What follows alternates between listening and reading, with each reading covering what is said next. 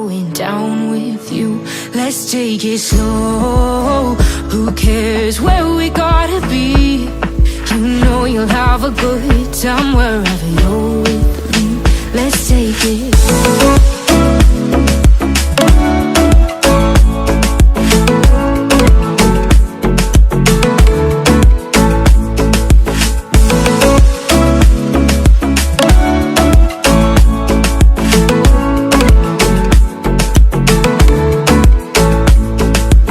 Ask me how we got here, 'cause you don't know how.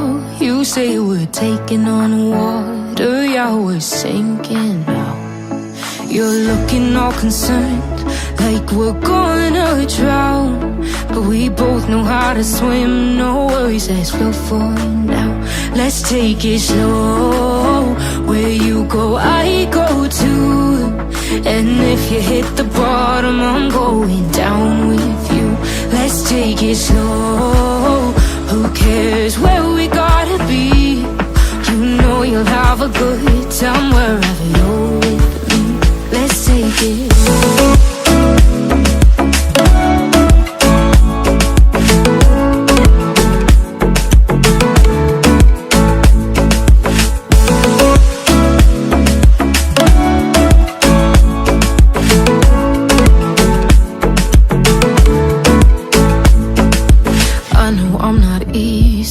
I drag you out your mind, and there are days I hate you, but baby, you're still mine.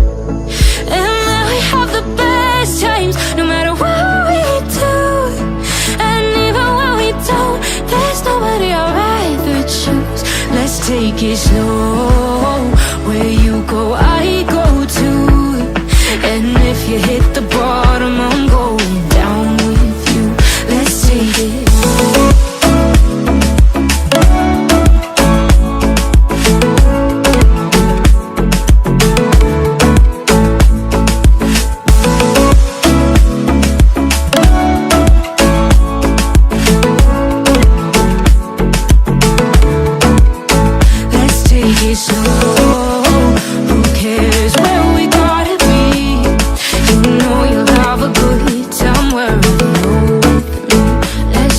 Slow, where you go, I go too.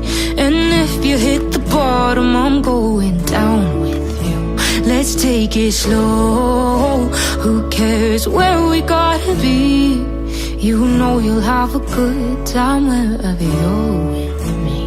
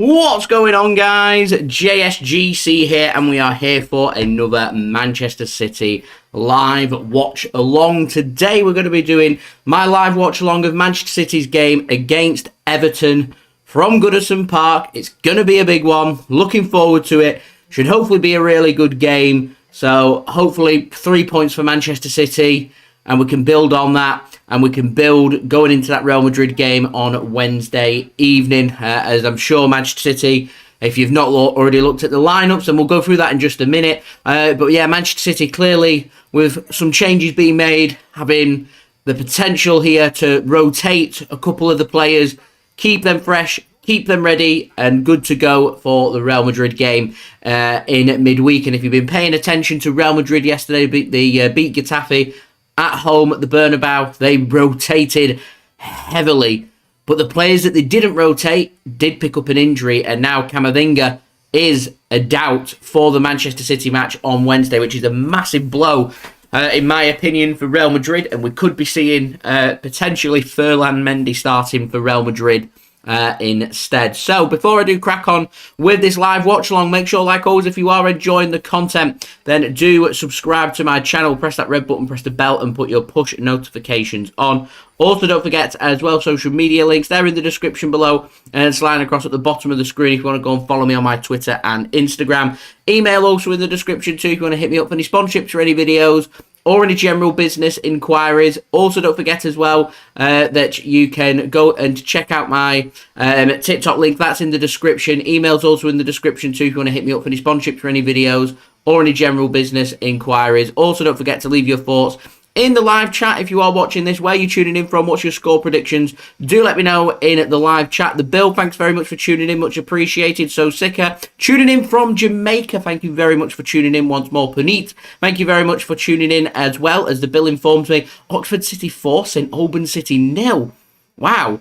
At half-time in the National League South playoff final. Big game, of course, taking place. We'll go through the scores. We'll go and have a look at what's happening because I'm interested in what's happened in the Championship playoff match as well. I've not had a chance to go and check that out. As FIFA put in an early prediction going for a 4-0 win for Manchester City today and a Phil Foden brace. So thank you very much for tuning in there, FIFA. Manchester City fan going for a 3-0 victory today for Manchester City. Zioxo, I hope I said your name correctly there. Thank you very much for tuning in, much appreciated. And the Bill tuning in from the lovely Sydney, Australia. Hopefully the weather has improved down under for you. So don't forget, leave a thumbs up. 18 likes we're on. We're aiming for 100 likes. We're 82 away, so any help towards that would be much appreciated. Subscribe as well to my channel if you are new around here. And finally, do go and check out today's video sponsor, BetMate. Links and details there in the description. You've got roughly around 20 minutes to go and join today's pot. Remember, it is only available, BetMate, to those who are in the UK only. You do have to be 18 or over to join BetMate.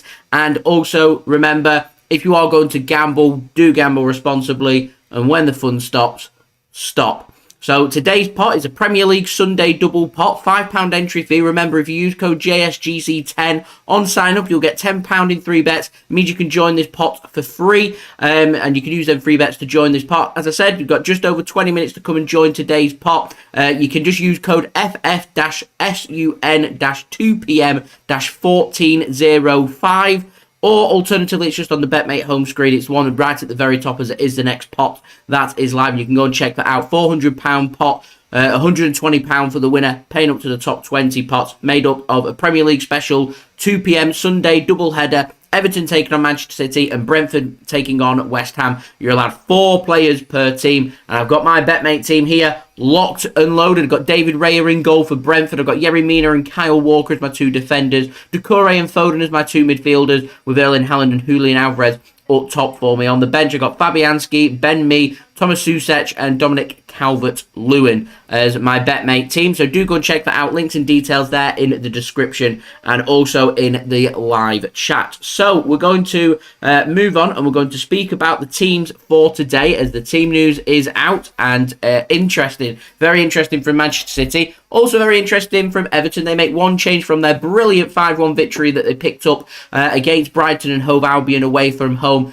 in their last game. So Everton, their one change comes at left back. They did start with Mykolenko, and he's not in the squad for Everton, so I presume an injury, and Mason Holgate comes in for him instead. Everyone else, as expected, Jordan Pickford starts in goal. It's a back four made up of Nathan Patterson at right back, Mason Holgate at left back with Yerry Mina and James Tarkowski as their centre backs. A midfield three made up of Idrissa Gueye, James Garner and Abdoulaye Doucouré. Right wing Alex Iwobi, left wing Dwight McNeil, and starting up top, number 9, Dominic Calvert-Lewin.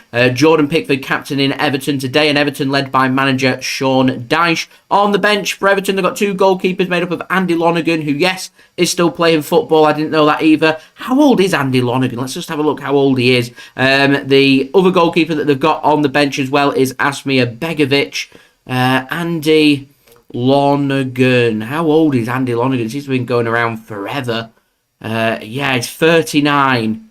When does he turn 40? I'm amazed he's not 40 years old. Turns 40 in October. Wow, there we go. Okay, also on the bench for Everton, they've got Connor Cody, Reece Welch, Michael Keane, Amadou Onana, Damari Gray, Neal Maupay and Ellis Sims. Now, your starting 11 for Manchester City today, we line up with number 31, Ederson in goal. Looks like a back four. Number 2, Kyle Walker at right back, and number 14, Aymeric Laporte at left back, with Ruben Dias and Manuel Akanji as our 2 centre-backs. So a little bit of rotation there for John Stones. He's the first change that we've seen there for Manchester City. Nathan Ake, not in the squad for City, still out injured, won't be good to go, I won't presume, for the Real Madrid game as well, which is a big blow. So John Stones does get a rest here, which is good. It looks like we're going with a midfield 2, Rodri and Ilkay Gundogan. Further ahead of them is going to be Julian Alvarez, who I'm expecting to be starting more as a second striker here rather than an attacking midfielder. That does mean that we've got some rest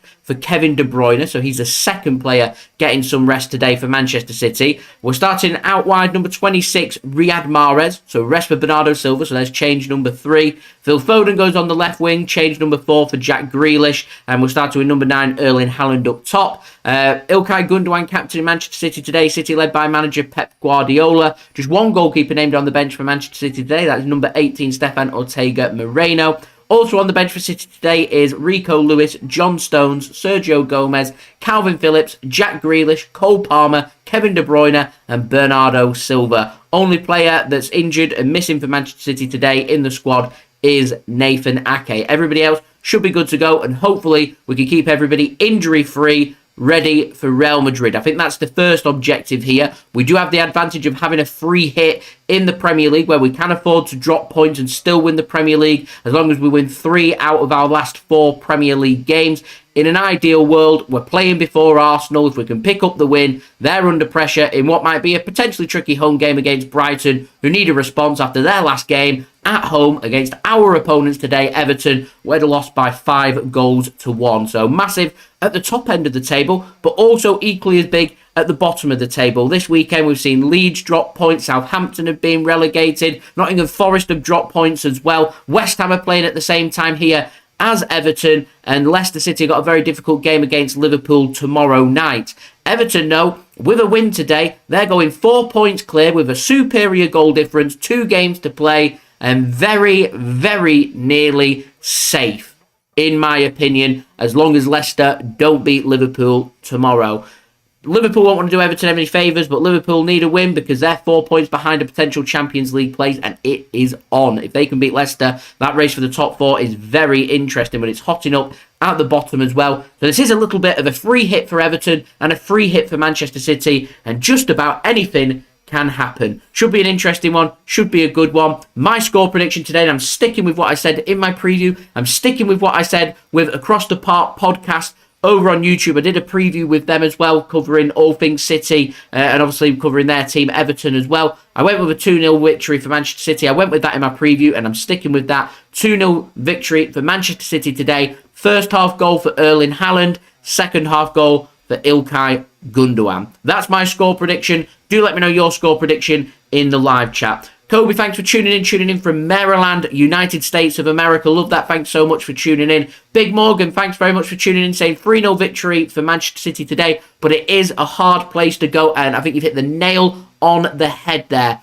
100%, this is a very difficult game for Manchester City, and we must be on it if we want to win this game, because if we aren't on it and we're not putting in 100% and getting through our gears, second into third, third into fourth, then this could be very tricky. Everton, if you were to say we were facing this game last week, I'd be thinking, looking forward to it. Everton not in any great form. Manchester City in brilliant form. Won our last 10 Premier League games, unbeaten our last 21 games. We're good to go. However, that victory for them on Monday night against Brighton and Hove Albion changes the complex of everything. Gives them a new breath of fresh air, a new way of playing, pressing, attacking, moving that ball quickly and clinical in front of goal. And that's what Man City need to be careful of. Everton, they're one of only 2 teams left this season that Manchester City may not beat across the whole Premier League season. The other team we haven't beaten is Brentford. We faced them last game. Everton, we drew in our return match at the Etihad Stadium, New Year's Eve, 1-1. We took the lead, did everything right, never got that killer second goal, sucker punched by Everton. They sat deep, restricted space really well, created that one chance with a well-taken goal,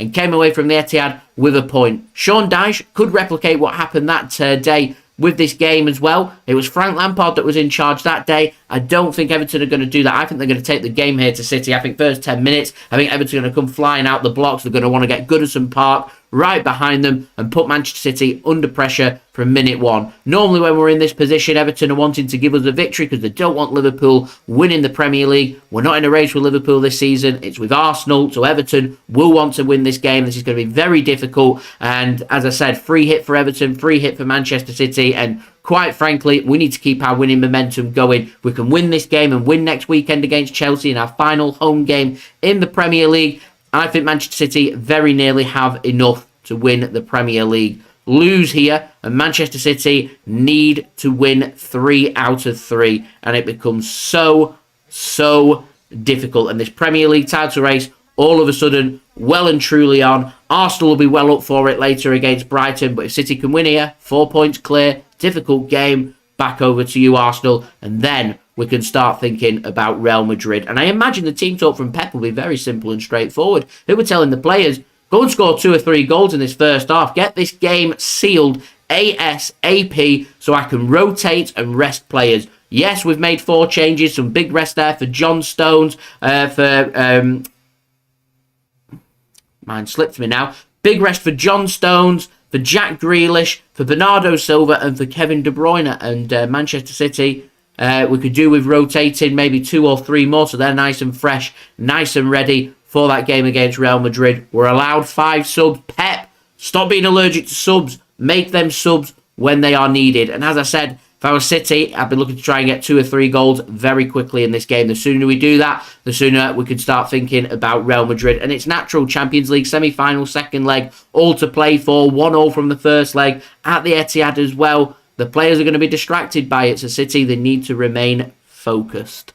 And it needs to be a solid performance from City, because if it isn't, then Manchester City could drop points and it just could turn that momentum at such an important part of the season. We've done the hard work. What we need to do now is maintain our advantage and get over the line and get the job done and win the Premier League. Dudley, thanks for tuning in, going for a 3-0 victory today for Manchester City. The Bill going for a 5-0 victory today for Manchester City. Kumar going for 2-0 to Manchester City as well. Lots of positivity in the live chat. Love that. Thank you so much for that. Much appreciated. As I said, don't forget, leave a thumbs up. That'd be much appreciated. We're aiming for 100 likes. We're now over a quarter of the way there. On 27 likes. We're 73 likes away, so any help towards that would be much appreciated. Social media links, they're in the description below and also on the yellow banner too. If you want to go and follow me on my Twitter and Instagram, email also in the description too. If you want to hit me up for any sponsorships for any videos, or any general business inquiries, TikTok link also in the description if you want to go and follow me on there. That would be absolutely fantastic. Also, don't forget as well to let me know your thoughts in the live chat, including your score prediction for today and where you're tuning in from around the world. Also, don't forget as well to go and check out today's video sponsor, which is brought to you by BetMate. You've got roughly 10 minutes to go and join today's pot, £400 pot, £5 entry fee. Remember, use code JSGC10 on sign up, get £10 in free bets, and you can can join this pot for free by using them free bets. It's the Premier League double-header special made up of Brentford's match against West Ham and also Manchester City's game here away against Everton. Links and details there in the description. Do remember, if you are going to gamble, do gamble responsibly. And when the fun stops, stop. Cabsid Media, thanks for tuning in, much appreciated. Hope you are well. Thank you to everybody for tuning in. As I said, score predictions in the comments below, and do let me know where you are tuning in from. As JSDC keeps forgetting to shut his door. Done. Good to go. Ready and waiting for kickoff. 10 minutes to go.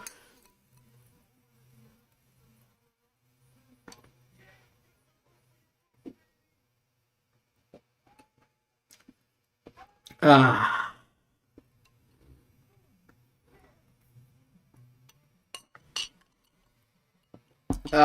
was nice. I needed that. Nice. So, Cabson Media is Mohammed tuning in from Kampala. So thanks very much, Mohammed, for tuning in. Much appreciated. And Cabello, thanks for tuning in all the way from South Africa. Very much international here on the JSGC channel as Cabson Media going for a 2-1 victory there for Manchester City. Mohammed, I do hope you are right with that. That would be fantastic, a 2-1 victory. Any victory today for City will do. Anything that involves Man City picking up 3 points and remaining injury free gets a massive double thumbs up from me. And this is one of them games we could do without. We could do with just getting the 3 points, getting this job done, getting out of there and focusing on Real Madrid. I'm just thankful that we've got the game on Wednesday, so we've got an extra day's rest, and then big match coming up against Chelsea next Sunday, so again we'll get another extra day's rest as it's very much Wednesday, Sunday, isn't it, from now till the end of the season. Sub 2, thanks for tuning in, much appreciated. Going for a 4-0 victory, I presume, to Manchester City. In fact, I just realised it's Sunday today, then Wednesday we play again, then Sunday, then Wednesday, then Sunday. It's pretty much what City season's made up of, and then we'll have a week off, and then it'll be the FA Cup final, the big FA Cup final between Manchester City and Manchester United. The details and tickets information for that is now available. It has been released. City have been given just over 30,000 tickets for that game.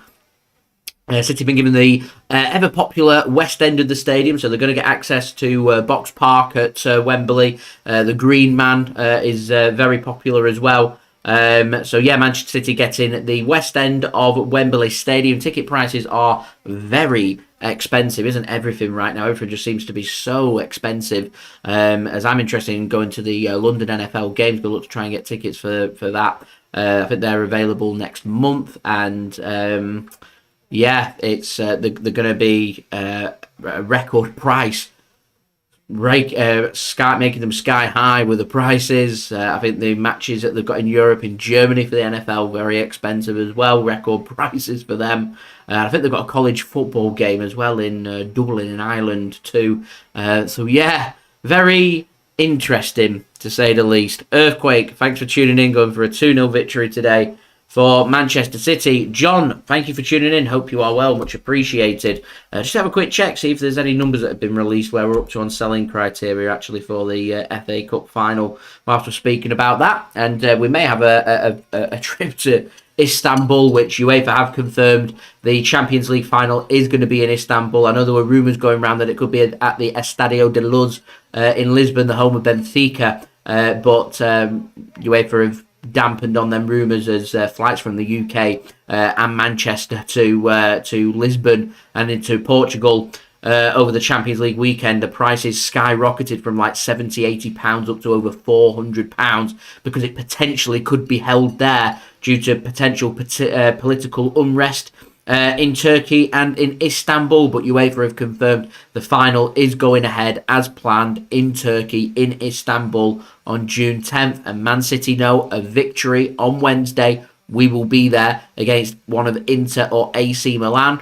Inter Milan firm favourites in their match. They go on Tuesday to reach the Champions League final. They're 2-0 up. Going to be a difficult task for AC Milan to try and overturn that one. Should be a pretty entertaining game. I think it'll be more entertaining than what the first leg was. It's at the San Siro where both teams have got the home advantage. It was a very unusual game, and I think that second leg should be a bit of a cracker if I'm honest, and AC is going to have to really open up and go for that. And if they can grab an early goal, that'll be a very interesting tie, to say the least. So, yeah, that's well positioned for Inter Milan. Man City and Real Madrid, it's anybody's, isn't it? City have got brilliant home form, unbeaten in the Champions League. Favourites going into the match to reach the Champions League final and favourites to win the Champions League. And then you've got Real Madrid, one of the best away teams in the Champions League and in the world. So something has to give. We're going up against a very prestigious, very successful Champions League team, and literally anything can go. We'll probably get into that business end of the season now, where it's literally just all hands on deck, and it's going to be difficult, but also I'm sure very exciting as well. So if City do win on Wednesday, we will have ticket information and details out for the City fans wanting to travel to Istanbul, I imagine either by the end of the week or early next week, so people can get themselves sorted, as that FA Cup final ticket details, a bit of a joke getting everything sorted, but good to see. It's a Saturday 3 p.m. kickoff on June 3rd, so at least something's right. As I said, though, the prices for it, I've just got the details up here. Today I've got the West End, but adult prices are ranging between £250 to £45. So category 4's £45. There'll be few and far between with them tickets, but the next category up £70, the next category up £115, the next category £145, and the next category at £225 to £250. Wow, just wow. Incredible, absolutely incredible.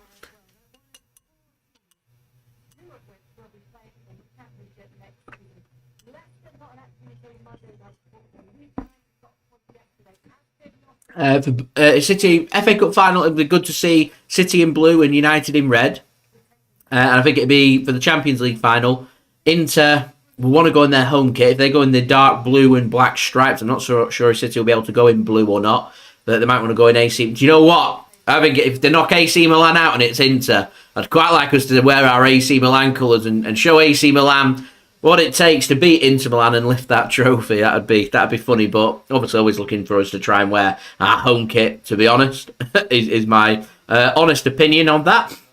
So the players are in the tunnel now, ready to come out here at Goodison Park. Going to be a good one, this. Interesting, to say the least. A little bit nervous.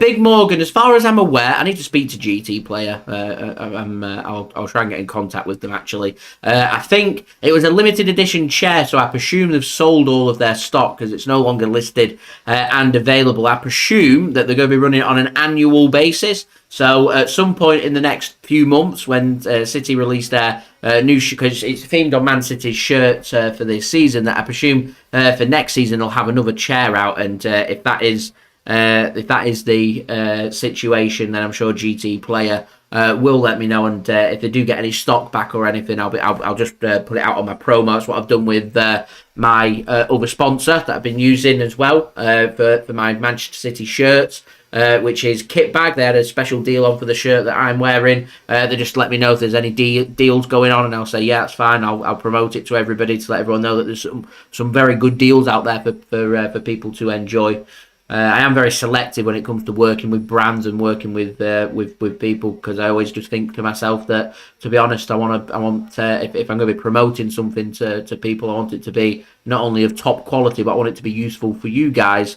So the shirt, affordable, good price. It's a good shirt. Highly recommend. Bought this myself. So always going to recommend that one. And we've got this GT Player chair as well, which is very comfortable. But as I said, it's a 2022 edition. Just on the back it says 2022. So I presume when the new City home shirt gets released, they might put maybe more shades of stripes or white or something on. I don't know what they're going to do, but they'll have another limited edition chair. And when that does happen, I'll let you know when that does come in to stock. But they've got other chairs you can go and check out. The links are in my description if you want to go and check it out, just at the bottom for GT Play. They don't always have to be football chairs, but it's a cool chair. Not going to lie to you guys, it is a cool chair. So when they do have stock either come back in or they've got the new one available, it will be limited edition, so you will have to be quick, but when it is available, I will let you guys know. Just looking at selling criteria, so for the FA Cup final, they're down to 10,000 points for season ticket holders who are registered on the FA Cup scheme. On Monday, it's going to drop down to anybody on the FA Cup scheme by 3 p.m. And then through Tuesday, going to be on sale to season ticket holders. Any season ticket holder from 17,500 points down to 10,500 points. And then they are expecting sales to go on into Wednesday, which will be available from 7,500 points downwards. And by 3 p.m. on Wednesday, it will be available to all season ticket holders at Manchester City. And I'd be very surprised if it makes it off season ticket sale. But it does say if there's going to be any more tickets or any more selling criteria available, then the club will release more information. So if it does drop down to the memberships, then that will be made available. You would think they'd communicate something Wednesday night if there's any tickets remaining. Just having a read of the forum just to see if I can see any tickets remaining. People are saying there's quite a lot of the cheap tickets available up in level 5 of Wembley, which is the third tier up at the top. So there seems to be quite a few tickets knocking around for the FA Cup. So I imagine if you're a season ticket holder, you'll be able to get hold of tickets relatively straightforward. I think anyone that not a City season ticket holder might struggle to be able to get hold of tickets. We'll have to wait and see. And if it does come available to members, it'll either be the really cheap tickets right at the top with the worst view, or it'll be the really, really, really expensive ones that people maybe want to just start saving some money for. Istanbul potentially, but Man City very clever with their criteria, having the FA Cup final all done and dusted and ticket sales sorted before we play Real Madrid. Just having a look at Real Madrid, I don't think there's any more tickets getting released by Manchester City, which is a massive shame. So JSGC isn't going to be able to go to the Etihad for that game. I was hoping I would, but it is what it is. With the demand in City, with the awful criteria when it came to the selling of the tickets, means we'll just have to settle on doing a live watch along, which I very much enjoy. So I'm in a good position regardless of what happens. It's nice to have been at the game, but it's equally as nice to sit here and chat to you guys in what could be one of City's, if not City's, biggest game in Europe ever. Well, certainly, so we had that Champions League final, but some people are saying this is more special. It's a Champions League second leg, and it's got the availability here of all fans having it available to them, rather than the last time was in the Champions League final where they had half a stadium open due to COVID. So there we go.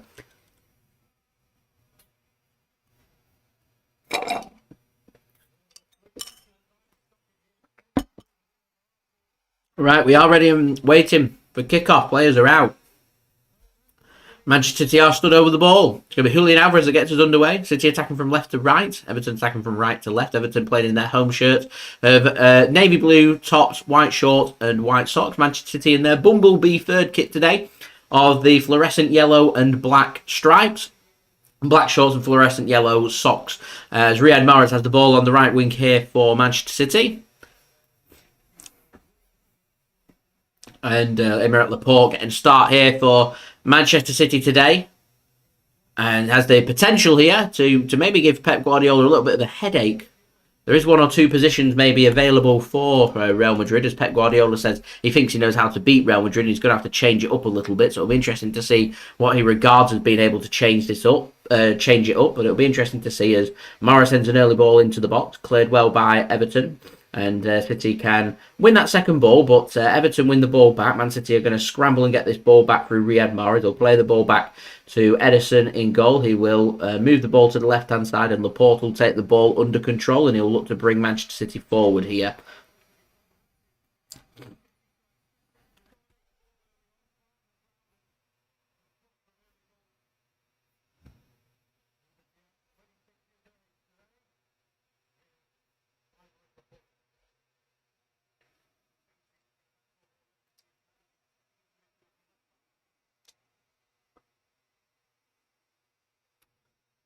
Is that a foul throw for City? Or is the referee just wanting to stop the play for a reason? I'm not sure.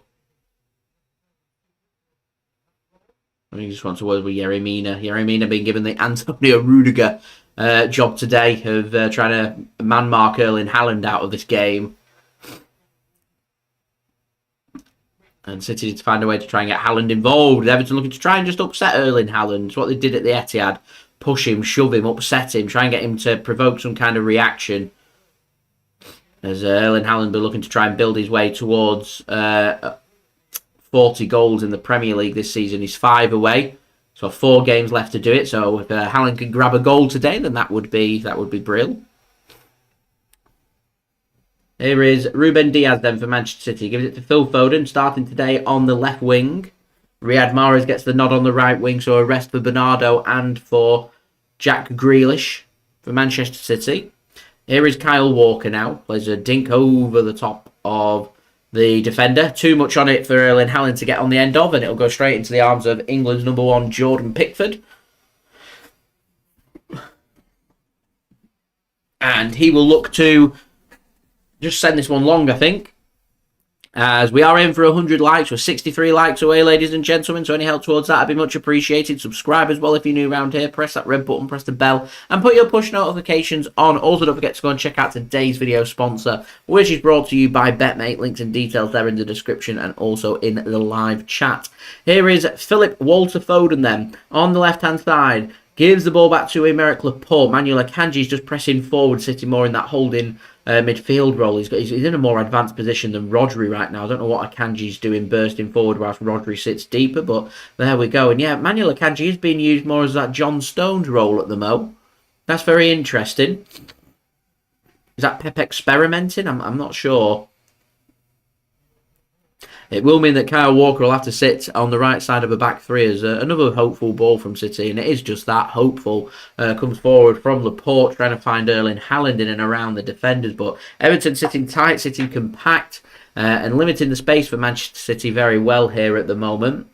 And because of that, I thought Everton might have a good pop here at City, as here's their first chance to come forward here, and the ball gets played forward, and there's too much on the pass there from Doucouré, and it can be cut off by Ederson for Manchester City. Mariano, thanks for tuning in, much appreciated. Here is Rodrigo then for Manchester City. It's fascinating that we've got Akanji playing in that more advanced role, but we were so used to seeing Super Johnny Stones there, a former Everton man, not given the nod. Being rested, ready for Real Madrid, I am sure, as Laporte picks the ball up for City. Plenty of the ball being seen for City, but nothing being created.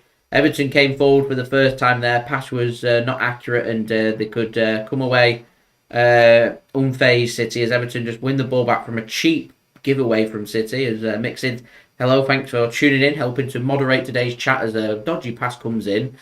Jordan Pickford can deal with that, and he's just going to lever this one long. It'll be dealt with by Laporte, well headed down and cleared further by Ruben Dias. Everton can win the ball back here, and they've got a chance here on the left-hand side. They burst forward. There's the overlap of McNeil. He's used. Cross comes in, and Kyle Walker will send it out for a corner. First corner of the game to Everton. And Manchester City got a bit of defending to do here. So, Sika, thanks for tuning in. Blessings to you as well. Much appreciated.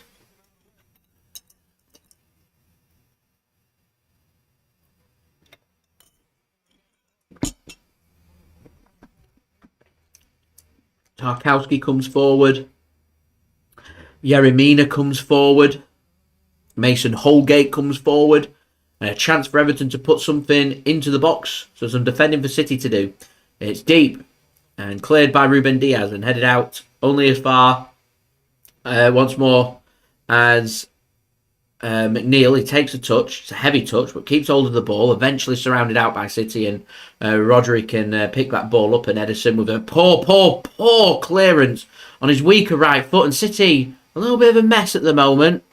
And eventually City can get that ball back. Everton fans are encouraged to make the noise. It was a bit scrappy, that one.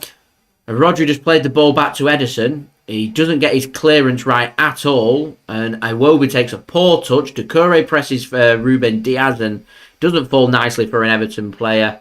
And Manchester City can come away unscathed as Akanji has the ball now inside the Everton half.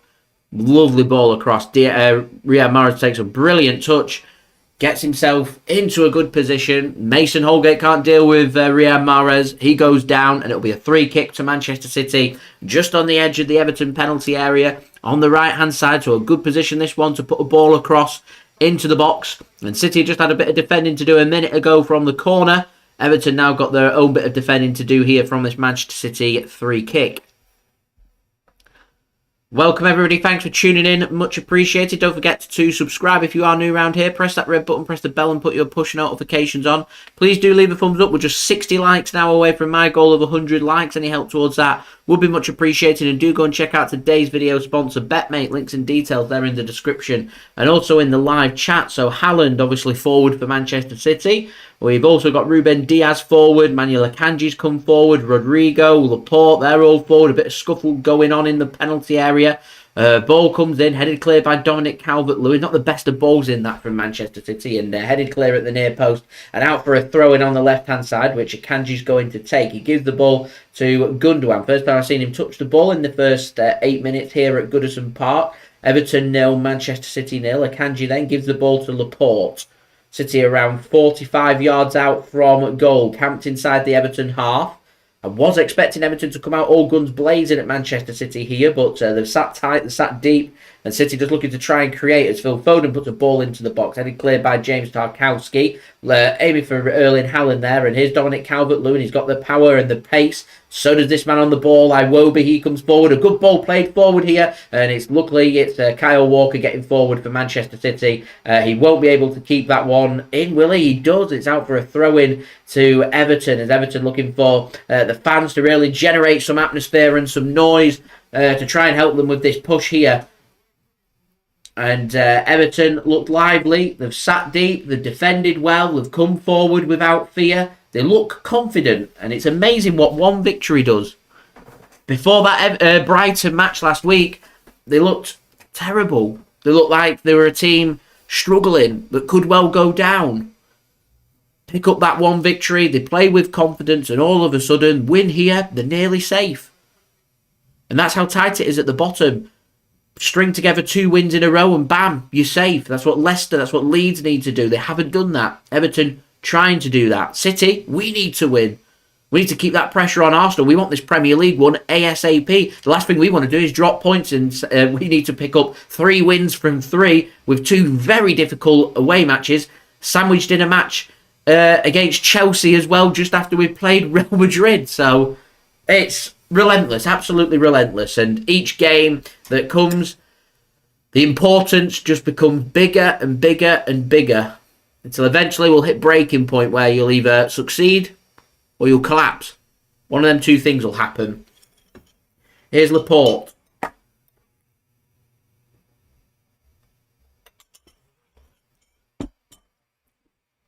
Gave the ball to Foden. He's just worked it to Akanji. But Manchester City, we've been in this position time and time and time before. We'll keep doing it. We'll keep doing it again. We know what it takes to win. As ball comes forward. Not the greatest of balls forward, but Everton don't win the all-important second ball, which means City can continue the pressure. And Foden, it's good to see a left footer on the left wing. It's caused some problems for Everton because Foden, if he can get half a yard, can just wrap his foot around and a ball can come into the box. If Foden gets that ball right, it's going to create a lot of problems for Everton, who are sat very deep. Currently got, eight players camped right behind the ball. Foden into the penalty area. He's forced wide. Iwobi having to drop in very deep. Currently playing in a right-back position. Here's Laporte. Akanji trying to take his man on. He can't, and Everton can come away with the ball here. Gets played forward. It's a good ball forward, and Dominic Calvert-Lewin can turn Ruben Dias. Keeps the ball in play. He's surrounded by City players, so he stretches the pitch. A ball comes over. It's a good ball over. And here's the support. Here's the cavalry now for Everton. McNeil gives the ball. Here's Idrissa Gueye. He's tackled really well by Alvarez. He's gone from one end of the penalty area down the pitch to the other end, helping Manchester City out, surrounding the player out and getting the ball back for Manchester City. Love the stuff that from Julian Alvarez. Boy Racer, thanks for tuning in, says relegation battles are like that. At the top, dropping points hurts because your rival won't. At the bottom, probably nobody's getting points, so a win is massive. Even a draw or 2 can bring safety. Spot on. 2 wins at the bottom, and all of a sudden, you're looking very pretty. You're looking very good. West Ham have done it. Picked up a couple of wins, and all of a sudden now, nobody's speaking about West Ham getting relegated because they've got the points. They've got the job done. And I reckon at some point in the next 3 games, another couple of teams down at the bottom are going to get that job done, and it'll be the teams that don't string them wins together that will be relegated. And Nottingham Forest, Leicester City, Everton, Leeds United. 2 of them 4 struggling. We've already seen Southampton. They're gone. And I know some City fans are upset saying an unprecedented quadruple could have been on. We had it ended by Southampton away in the League Cup. The worst team in the Premier League are probably going to finish bottom. They've already been relegated. But it happens. It does. It happens. As Everton try and come forward, and good defending that from Manchester City. Dale, thanks for tuning in. Much appreciated. I'm very well, thank you. How are you? And Andrew, thanks for tuning in as well. Good morning to you. Thanks for tuning in. As we are on that push to 100 likes, 56 likes to go. Here is Kyle Walker then for Manchester City. Looks to potentially play a crossfield pass. He chooses not to. He does have options to his left though. Goes to Ruben Dias. Justin, hello. Thanks for tuning in. Everton defended well so far. Come forward without fear. Yet to have a shot. But I think the fans have been encouraged. And Manchester City... Everton are just showing what we already knew. If we're not going to be on it, we're dropping points today. Doesn't need me and anybody else to tell you that. It's Julian Alvarez to the byline. Tries to play a ball across. Defended at the near post. And Everton can clear the lines here. Here's McNeil. Goes back to Mason Holgate. Plays the ball into space very well.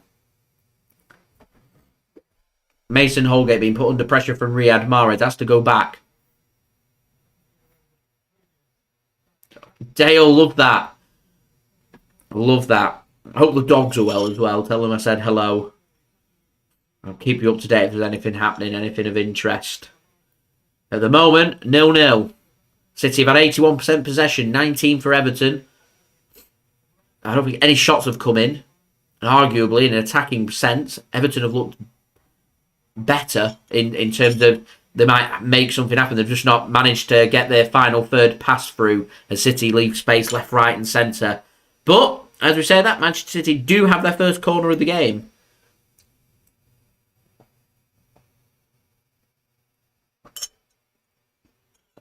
The usual pain in the backside, I like that.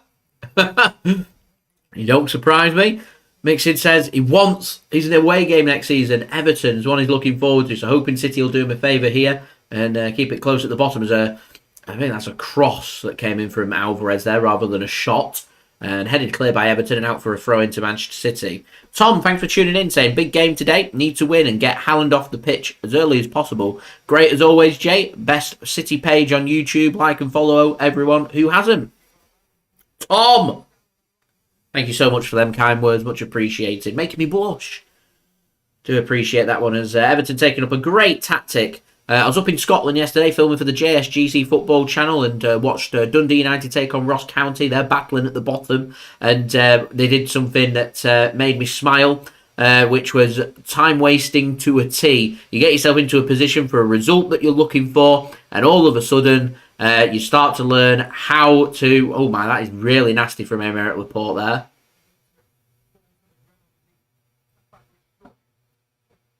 I think VAR would have a look at that one. So I didn't realise there was an incident coming in from the potential corner. So referee says throw in, play on.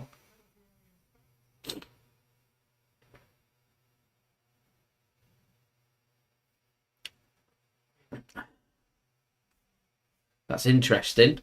So yeah, it was Holgate and Laporte just getting a little bit of a scuff. And Laporte just kind of throws his arm down after he claimed that he'd been scratched by Mason Holgate. And Mason Holgate chucked himself to the ground. Odd. Very strange. Thank you very much, Mixid. Much appreciated. And we have hit 29,000. Less than 1,000 to go to the big 30,000, which is the aim, what we're pushing for. So any help towards that would be great. Do subscribe. Leave a thumbs up as well. We're now just 52 likes away from 100 likes, so any help towards that would be great. And also don't forget to go and check out today's video sponsor, which is brought to you by BetMate. Links and details there in the description and also in the live chats. Cross comes in from City, headed clear by Dwight McNeil. I don't think he realised the presence. That's a lovely touch from Mahrez into the penalty area. He floats it very deep towards Laporte. Akanji Heads it towards Gundogan. Everton's allowed that to take a bounce. And I think Ilkay Gundogan's judged to have fouled somebody there. He's either that or offside. He didn't look offside. That was dangerous from Everton. Burnley till I die. Good afternoon. Hope you are well. He's definitely onside. I don't really get what the referee were blowing for a push. Pathetic. A little tap. A little tap on Garner. A little tap. That's a joke. Referee from Tuesday night against Real Madrid would be proud of the referee there. And City win themselves an equally soft free kick.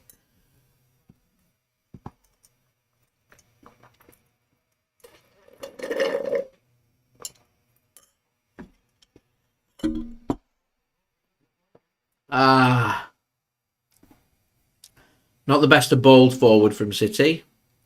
Kyle Walker getting in an argument with an Everton fan, has a smile on his face.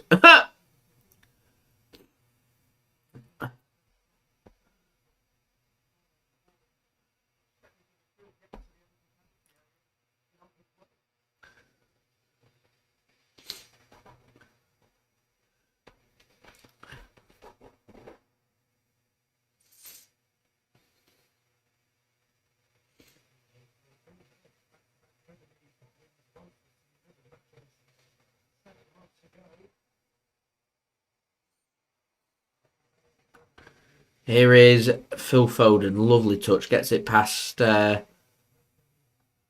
think that was Garner he got past there.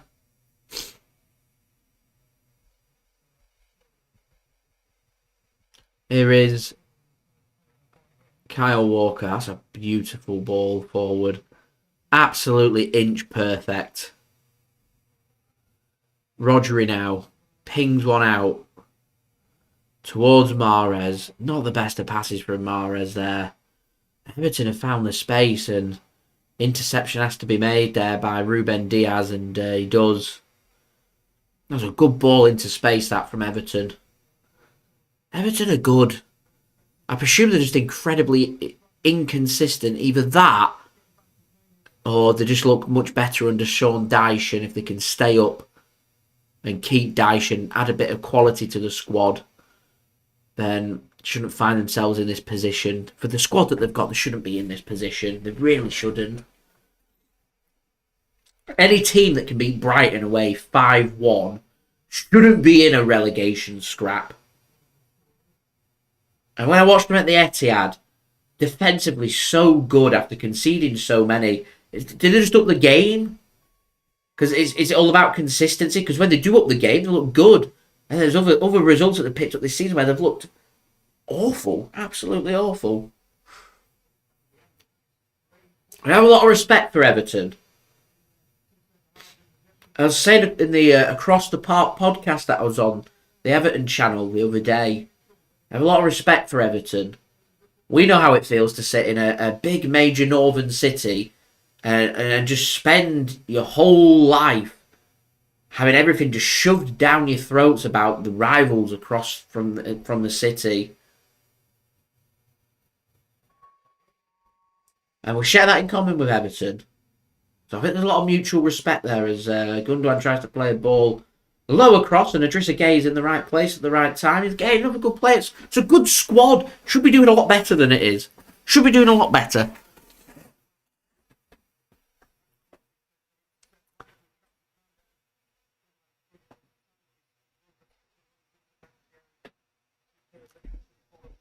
So corner here for Manchester City, 21 minutes in. What can City do from this corner? Julian Alvarez to take. That's awful. Straight onto the roof of the net. Keep it in play. As Mbeumo has given Brentford the lead in West London against East London's West Ham. Very confusing. Called West Ham, based in East London. Playing in West London today. And it's Brentford. And Brentford are the team that leads. That's going to be one hell of a difficult game for us. Last game of the season. We need to make sure we're not into that position that we need to be going down to West London needing a win. And where we do that is winning games like today. As the bill tells me, Oxford City have beaten St Albans today. It was 4-0 at half-time, not added to it, but they've not needed to. Let's have a look, actually, because I think there was a championship playoff game before I want to keep up to date with. That was 0-0, very boring. Coventry against Middlesbrough. Puts Middlesbrough in a good position. We could be seeing a potential North East derby down at Wembley in a few weeks' time for a place in the Premier League. Middlesbrough against Sunderland. Sunderland won yesterday against Luton Town. So Luton now needing to dig very deep when they come down to the outskirts of London in midweek. As Nathan Patterson wins the header against Phil Foden. That goes out for a corner to Manchester City. Got a game in League 2 today as well, playoff game. Bradford City taking on Carlisle United. Is Alvarez on the edge of the penalty area. Riyad Mahrez took a heavy touch on his left foot. Gundogan can eventually put a ball in. It's deep, too deep, and out for a goal kick. Manchester City not really cluing up here, and Gundogan looking a little bit frustrated. And what I was trying to get City to do, which is Pep Guardiola is currently mouth just open, shocked and surprised, just like, what's going on? City lacking a bit of quality. I said City might have been looking for 2 or 3 goals before half time. Carry on like they are, and as Bertrand says there. 23 minutes in, not been impressed with what he sees, and Manchester City might just be in a little bit of bother. Everton haven't found the goal, but Manchester City haven't really clued anything up as of yet, and yet to test Jordan Pickford in these first 23, just short of 24 minutes. And here's Everton coming forward once more. Akanji with some brilliant defending, gets back, covers his tracks well, and Ederson can get that ball clear for Manchester City. Second ball won by Everton here, though, and here's Dwight McNeil. He's got the overlap of Mason Holgate to use. Dwight McNeil is going to twist, turn, and move it backwards instead. Here's Tarkowski. Yo, thanks for tuning in. Much appreciated.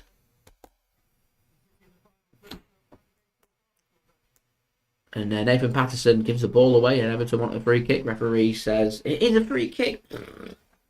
Not for me. Gundogan not keen on that being given a free kick either.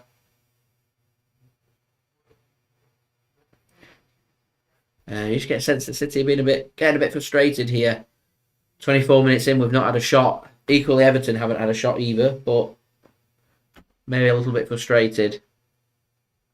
Steve, thanks for tuning in, says maybe a little bit tired. Maybe. They've not shown any signs of wear and tear. Being slow or anything, or switching off, which is good. Normally when I start to see City getting tired, it's normally by 60, 70th minute.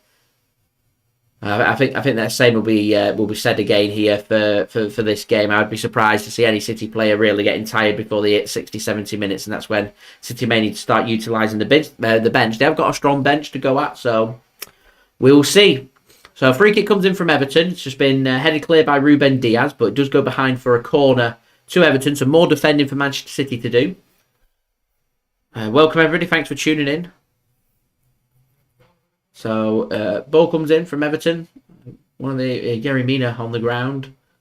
Asked the question of the referee. Referee says no penalty. As Kyle Walker, he's got sent the ball forward, and Mahrez just couldn't win that ball from Dwight McNeil. Always been impressed with Dwight McNeil. Good player when he was at Burnley. Sure, Burnley till I die will be able to back me up on that. Always seemed to play well against City as well, and no different here for Everton. And Julian Alvarez dispossessed so well there. So well by Idrissa Gueye, and that's a poor ball forward to Doucouré and out for a throw into Manchester City inside our own half.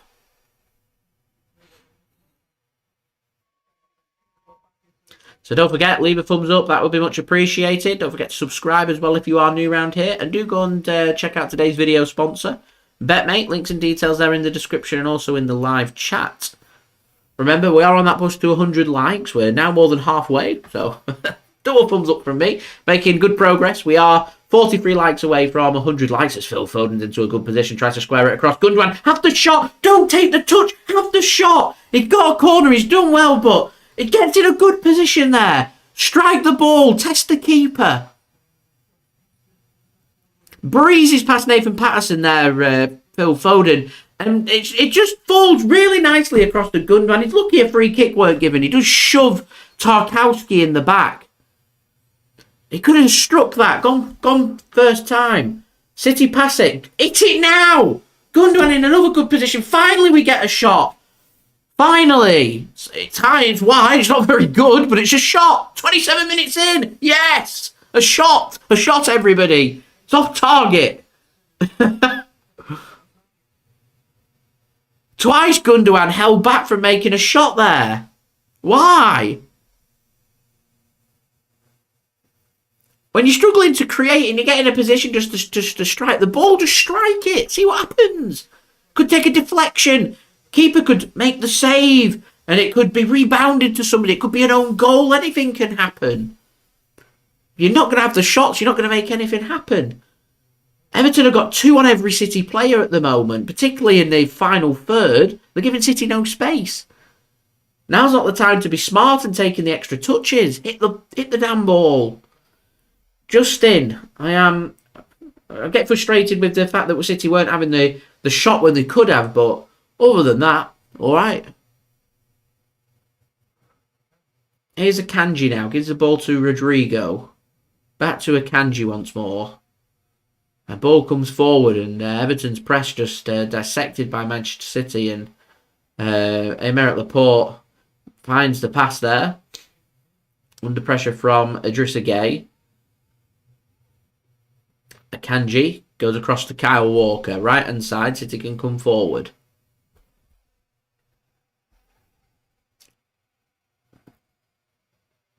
Looks across the line. Oh no, Dale. That's devastating.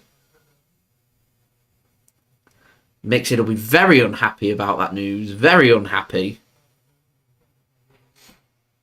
Here's Alvarez. Put under pressure there from McNeil. Kyle Walker can just thread that pass through to Ederson. Ruben Dias under pressure. Makes the pass. Ederson's forced to strike it long towards Haaland. He goes down, wants a free kick. Referee says, up you get. Haaland's barely touched the ball. Again. I think defenders are starting to not wise up to Haaland because he's a top quality striker who scores goals. But I think they're starting to realise that you go with the extra defender, you can try and man-mark Erling Haaland out of the game. I think this is where City, this is why they've gone with the second striker, but Everton are restricting City really well. Equally, I think the wingers need to be involved more. Here's Kyle Walker on the overlap. Can he find the ball across? The answer is he can. It doesn't beat the first man, but it does go out for a corner. As Andrew says there, Haaland's not having the touches because he's not getting the service. City are getting the ball into the final third, but it's falling to the likes of Foden, Mahrez, are squaring it back across. It's creating opportunities for the likes of Gundogan, but not really finding the clinical touch that City are looking for. And this is nothing a goal wouldn't sort out for City, because it will open the game up nicely. So corner here for City, Mahrez to take, 31 minutes in, 0-0 here. Takes it short to Foden, have a shot, does, and blocked well. Mark, thanks for tuning in. Much appreciated. We do need to be patient. We need to remain switched on. This is one of them very peculiar games where we also need to make sure we're defending properly. That's a better ball in the box from City. It misses everybody, but it does ask the question, and Everton can't get the ball fully clear here, and City can have the ball once more. Here's Mahrez. On the right-hand side. There's very little movement ahead of him. Here's Alvarez with a really heavy, really poor touch, and that's frustrating. Here's Dominic Calvert-Lewin. He's got nowhere to go, and it's poor from Manchester City. He's got nowhere to go, so he goes looking for the free kick. Gets an initial contact, I think, from Mahrez there on his knee. Down he goes, free kick given, inside City's half. And just takes the sting away from the game. Ah! Okay. We're just 40 likes now away from 100 likes. 60% of the way. The free kick here for Everton, just inside the City half, dinked into the penalty area. City to be careful there, very careful. Ball picked up well here by Garner. It's a high looping ball into the box. Doucouré can't take the touch. Laporte can win the header. And Phil Foden can get that ball clear as well. Into space very well. Alvarez takes a lovely touch.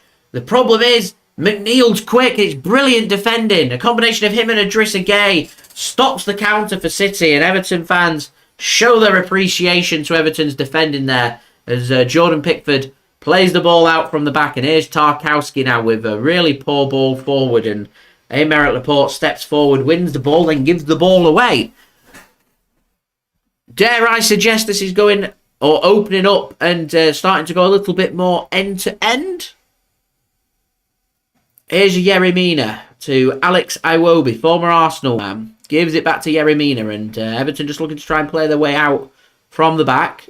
Here's Nathan Patterson, Scottish international, gives it to Alex Iwobi once more. City just trying to keep Everton pegged into that Everton right-hand corner, or City's left. And that's not the greatest of headers, and there's a 4-on-2 here for Everton. McNeil's in a great position. Ball gets played forward. Calvert-Lewin takes a touch, and there's Kyle Walker in the right place at the right time. Gets that one clear and out for a corner to Everton. Everton growing in confidence. As I said, it's creating space. And you sense that a big opportunity may be coming up very soon. Good defending that from Kyle Walker. Takes the touch through the legs of Aymeric Laporte, but Walker just mops that one up, puts it out, and Manchester City now do have a little bit more defending to do from a corner, this time on Everton's right-hand side. Going to be taken by Dwight McNeil. Chance for Tarkowski, Doucouré, and Co to get forward. Corner comes in, flicked into the back post, and Mason Holgate, with probably the best opportunity of the game so far, follows that up at the back post and skies the ball over the top of the crossbar, and it remains 0-0. Kyle Walker's there, holding his arm up. He wants offside. Kyle, you're keeping everybody on side. That is behind Mason Holgate, to give him credit. It's behind him, and I don't think he wants to take the touch, because by the time he does, the City defenders will be on it, so he wants to have the shot. And because it's behind him, drags it and flies up to the top over the crossbar. A danger averted as Foden comes forward with intent once more, gets that ball across again. Headed clear though by Tarkowski. Here's Rodri. Rodri Rocket has a shot and a save there for Jordan Pickford. Good work that from Manchester City. Good defending at one end of the pitch. And we do get our first shot on target of the game, and it is Rodri testing Jordan Pickford there. And City just showing a little bit more intent. And as I said, I've got a feeling that there might be a goal very soon. I don't know which way it's going. I really don't. This is a very open game. Two teams that are confident and have full belief in their ability. It's been a good game of football. Opened up very nicely over the last 5 or 10 minutes. First 25 minutes or so, a bit boring. All huff, no puff. But both teams are starting to get into their stride now. Andrew says City need to wake up. The Bill wants a City goal. It'd be nice, but patience may be key. I equally think on this afternoon that Manchester City's defending needs to be on point as well. Walker then with the ball forward. Mahrez keeps himself on side so City can get towards the Everton penalty area. Alvarez, Rodri puts a ball into the box. Headed clear. Kyle Walker gives it to Riyad Mahrez. 2 touches in. Ball comes in. And Gundogan takes the touch. Gundo! Ilkay Gundogan gives Manchester City the lead. He takes the touch. Flicks it past Jordan Pickford. He can't make the save. And Manchester City take the lead here. Mr. Whippy himself.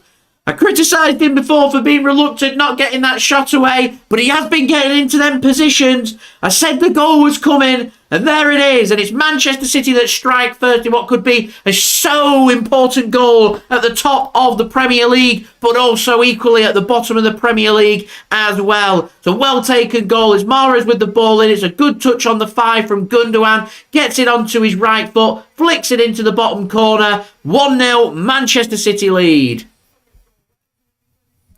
It's a brilliant finish from Gundogan. Absolutely brilliant. What a flick. It's a fantastic finish. Pickford's at full stretch. Pep celebrating. It's a very hard, firm celebration from Pep Guardiola. He knows what that goal means to Manchester City. And what we need to do now, we've been defending well. Everton now are under pressure. We need to make sure we don't sit off because Everton now are going to have a real good pop at us, I've got a feeling, from now until half-time. So Manchester City need to defend well, covering that space, push forward, and if we get in a position to be clinical and grab a second goal, now would be a perfect time to go and do that. Keep building on it. But City grab the all-important opening goal here, and we know what it's like when Manchester City score goals first. But we've been in this position before against Everton this season. We've scored first, don't finish the game off. They get their opportunity and they put it in the back of the net. So City, still a long way to go, but just what we were looking for. And it's Silky Ilky with the goal. Lifetime contract. Here's Gundogan into the penalty area. Squared across.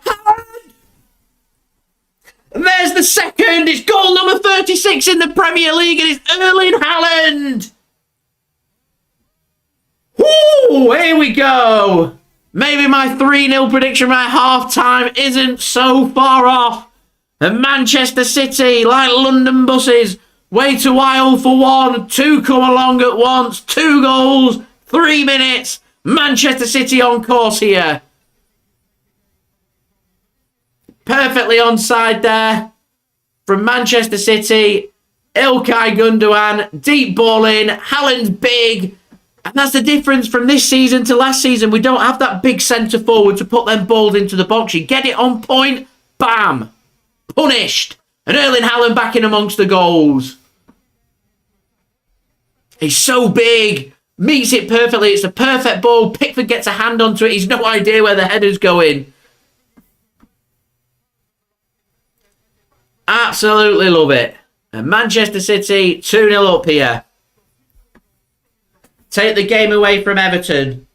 You know what? 6 minutes to go. Get this game killed off. Start thinking about Real Madrid.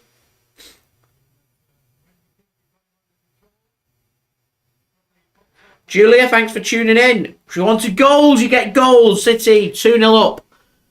And we do need to kill this off now.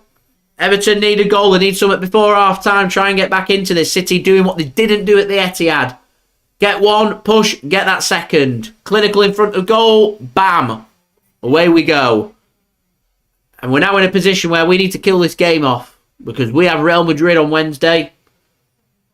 Oh, come on. Doucouré.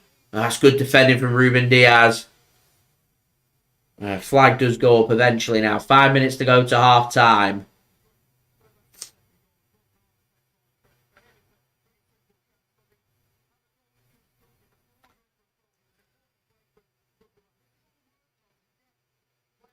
It's a cracking ball in from Gundo.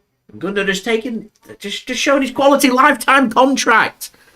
Why are we only giving him 12 months? Why are we thinking about replacing him with Mateo Kovacic? What are we doing? Ilkay Gundogan, keep him at the club. Keep him at the club. 34 likes to go, everybody. To 100 likes. Any help towards that would be much appreciated. City are 2-0 up. What's not to like? Goldbridge cancelled his stream.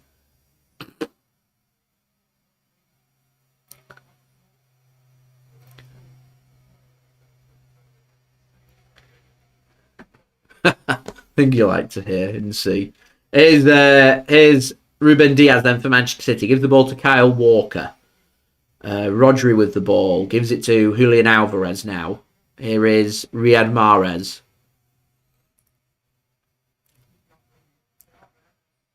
Here's Laporte. Works it well to the right-hand side. Foden now. Wants somebody to run ahead of him. He can't. City just taking the sting away from things. That's why Man City are so good. Sometimes you're most vulnerable when you first score. City, they're robotic when they get it about them. Absolutely robotic. And it's a City fan, you can hear Goodison Park silenced. And as I was speaking with the Across the Park podcast before, they need to, and it's so important now, for Everton, goal difference. Erling Haaland goes down and City get themselves a free kick. It is a free kick, yeah. Yerry Mina does shove him. Laporte with the ball forward. It was. And a free kick for City here. How far out are we looking here? It'll be a ball into the box.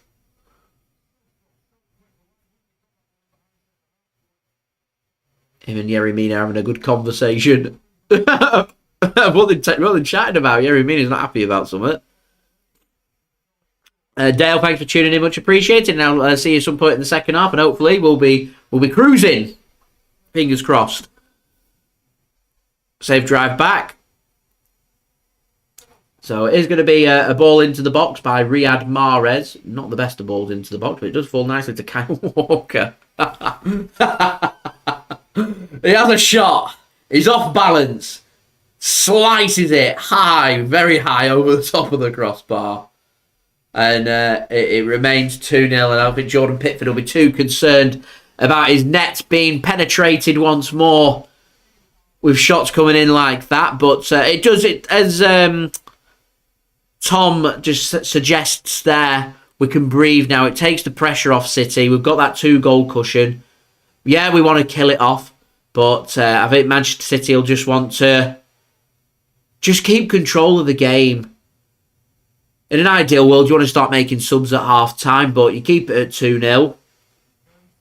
Get it to 60, 70 minutes, assess from there, as Wissa has just scored in the 43rd minute in the game at the Brentford Community Stadium, and Brentford are now 2-0 up against West Ham. As I said, I think West Ham have done enough. I think they're safe.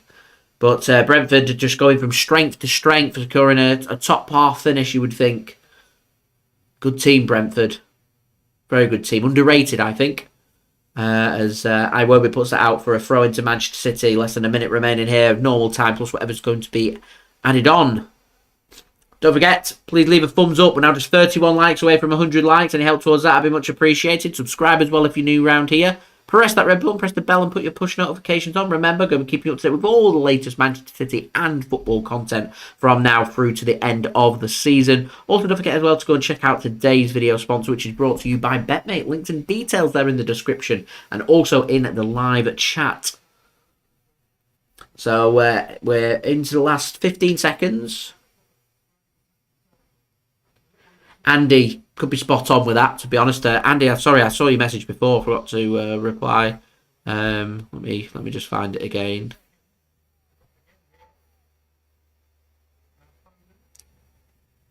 As a cross comes in from City, Haaland can't get a clean win of the header this time, and it glances behind. City still got hold of the ball though, and falls to Rodri. Gives it a ball across to Laporte. City lining up. Space being restricted. Overlap. Walker. Squared across. Oh, Gundo. I thought that was going to be it. I was just about to say, start making them subs.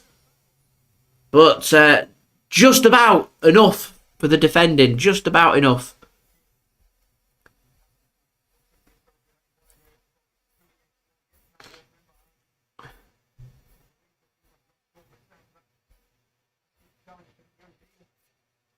I can't find your message, Andy. Sorry. You did say you're tuning in from somewhere. I think you said you were on a break or something. But yeah, thanks very much for tuning in. Yeah, you could be absolutely spot on there. West Ham thinking about Europa Conference League. Got a big game on Thursday night. I think they've done enough to stay up. Focus will be on that. As Real Madrid was. They picked up the win against Getafe. Great, but they're very much in mind of they just want to get the job done, come out injury free, and target their big game against Manchester City, considering they can't win La Liga. Why can't they do that? City, though, we can win things, so we can't afford to do that. As Andy's tuning in from Easingwold. Thanks very much for tuning in. Much appreciated. So, yeah, don't forget to leave a thumbs up. That would be great. Subscribe if you are new around here. And BetMate, today's video sponsor, links and details there in the description. As we're just coasting now towards half-time. Maybe one last chance here for City to put something into the box. Mahrez, time is running out. Gives it to Laporte. Back over to the right-hand side. 47 minutes. The 2 minutes are done. I think the referee... Is he going to blow the whistle? He is going to blow the whistle. So City should have just put a ball into the box there, but there we go. And he said he'll be heading back off to York very shortly. So there we go. Justin, I'm not going to be doing a live watch along of the Arsenal game. We're not in a position where City, potentially if Arsenal drop points, are going to win Manchester City the Premier League. If we was in that position where City could, then I would, but we're not in that position as of yet. If we do get into that position, then I will. But Manchester City, at the moment, on course to go, 4 points clear at the top of the Premier League, with Arsenal having just 2 games remaining after today. So it does mean if City win here and Arsenal lose against Brighton, I don't think it's going to happen, but if it does happen, then City 4 points clear with a game in hand, and Arsenal also having just 2 games remaining means we potentially could win the Premier League next week. But I have a feeling I don't see Arsenal dropping points today. I really don't, in my complete honest opinion. But we'll see. It's a big game, but yeah, no watch along for that one, unfortunately. Next watch along, I'm debating. I'm not sure yet. I've not decided. I'll see how I feel on when I put my schedule out, either through Monday to Tuesday. I might be doing a watch along of the Milan derby. I've not decided yet, but I will be doing a watch along Wednesday night for City's game against Real Madrid for you guys to look forward to. So as I said, I've not done my schedule. I've not got round to it as as of yet. But when I do, which will be some point today, I'll make the decision depending on how I'm feeling and how I think I might feel on Tuesdays. Content's just coming in thick and fast. It's daily, and sometimes it's 2 a day. So yeah, can be relentless. So a couple of games in the Premier League just go around the grounds. Brentford 2-0 up against West Ham. Everton 2-0 down against Manchester City, both looking very good. In terms of implications at the bottom of the Premier League, if them scores stay the same, as I said, Everton will want to keep one eye on goal difference. They've currently got a 2-goal difference on Leeds, which could be important. Leicester's got a better goal difference than Everton, but they do have a better goal difference, Everton, than Nottingham Forest. It's important. Leicester play tomorrow against Liverpool. If Leicester pick up an unlikely victory, all of a sudden it makes it very interesting, doesn't it, at the bottom of the Premier League. So all to play for. If this score does stay the same, to me, West Ham 5 points clear, 2 games to play. It's difficult. It's so difficult. It takes Everton and Leeds to win both their games.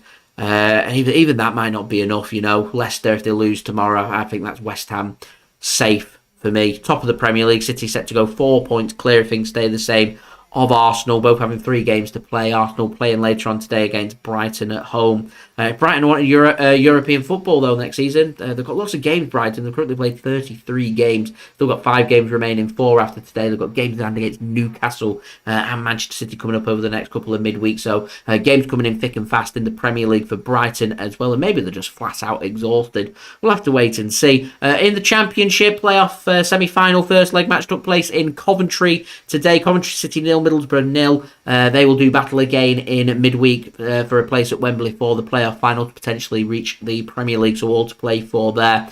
As Coventry don't take advantage of being at home in the first leg, so got a job to do at the Riverside Stadium in a few days' time. You also got a match in League 2, their playoff semi-final first leg match taking place between Bradford City and Carlisle United. I think it's the first leg match, I think. Don't quote me on that. But Bradford are going to be taking on Carlisle later on this evening. I'm just trying to check. Is it a first leg or is that a second leg? Playoffs got underway. When did they get underway? When were they on? Midweek. Thursday, I think, was the first one. Oh, no, it wasn't. Was it Friday, the first one?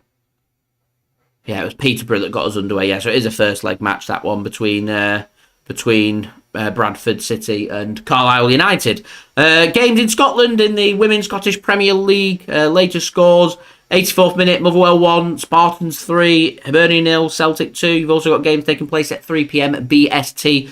You've got Hearts taking on Rangers, Dundee United taking on Glasgow, Hamilton taking on Aberdeen, and Glasgow City taking on Partick Thistle at... the Hearts women and Rangers women games taking place at 3 p.m. Rest of them taking place either at 4 p.m. for Dundee United, Glasgow and Hamilton, Aberdeen, and 4:10 p.m. for Glasgow City taking on Partick Thistle. Got Women's FA Cup match.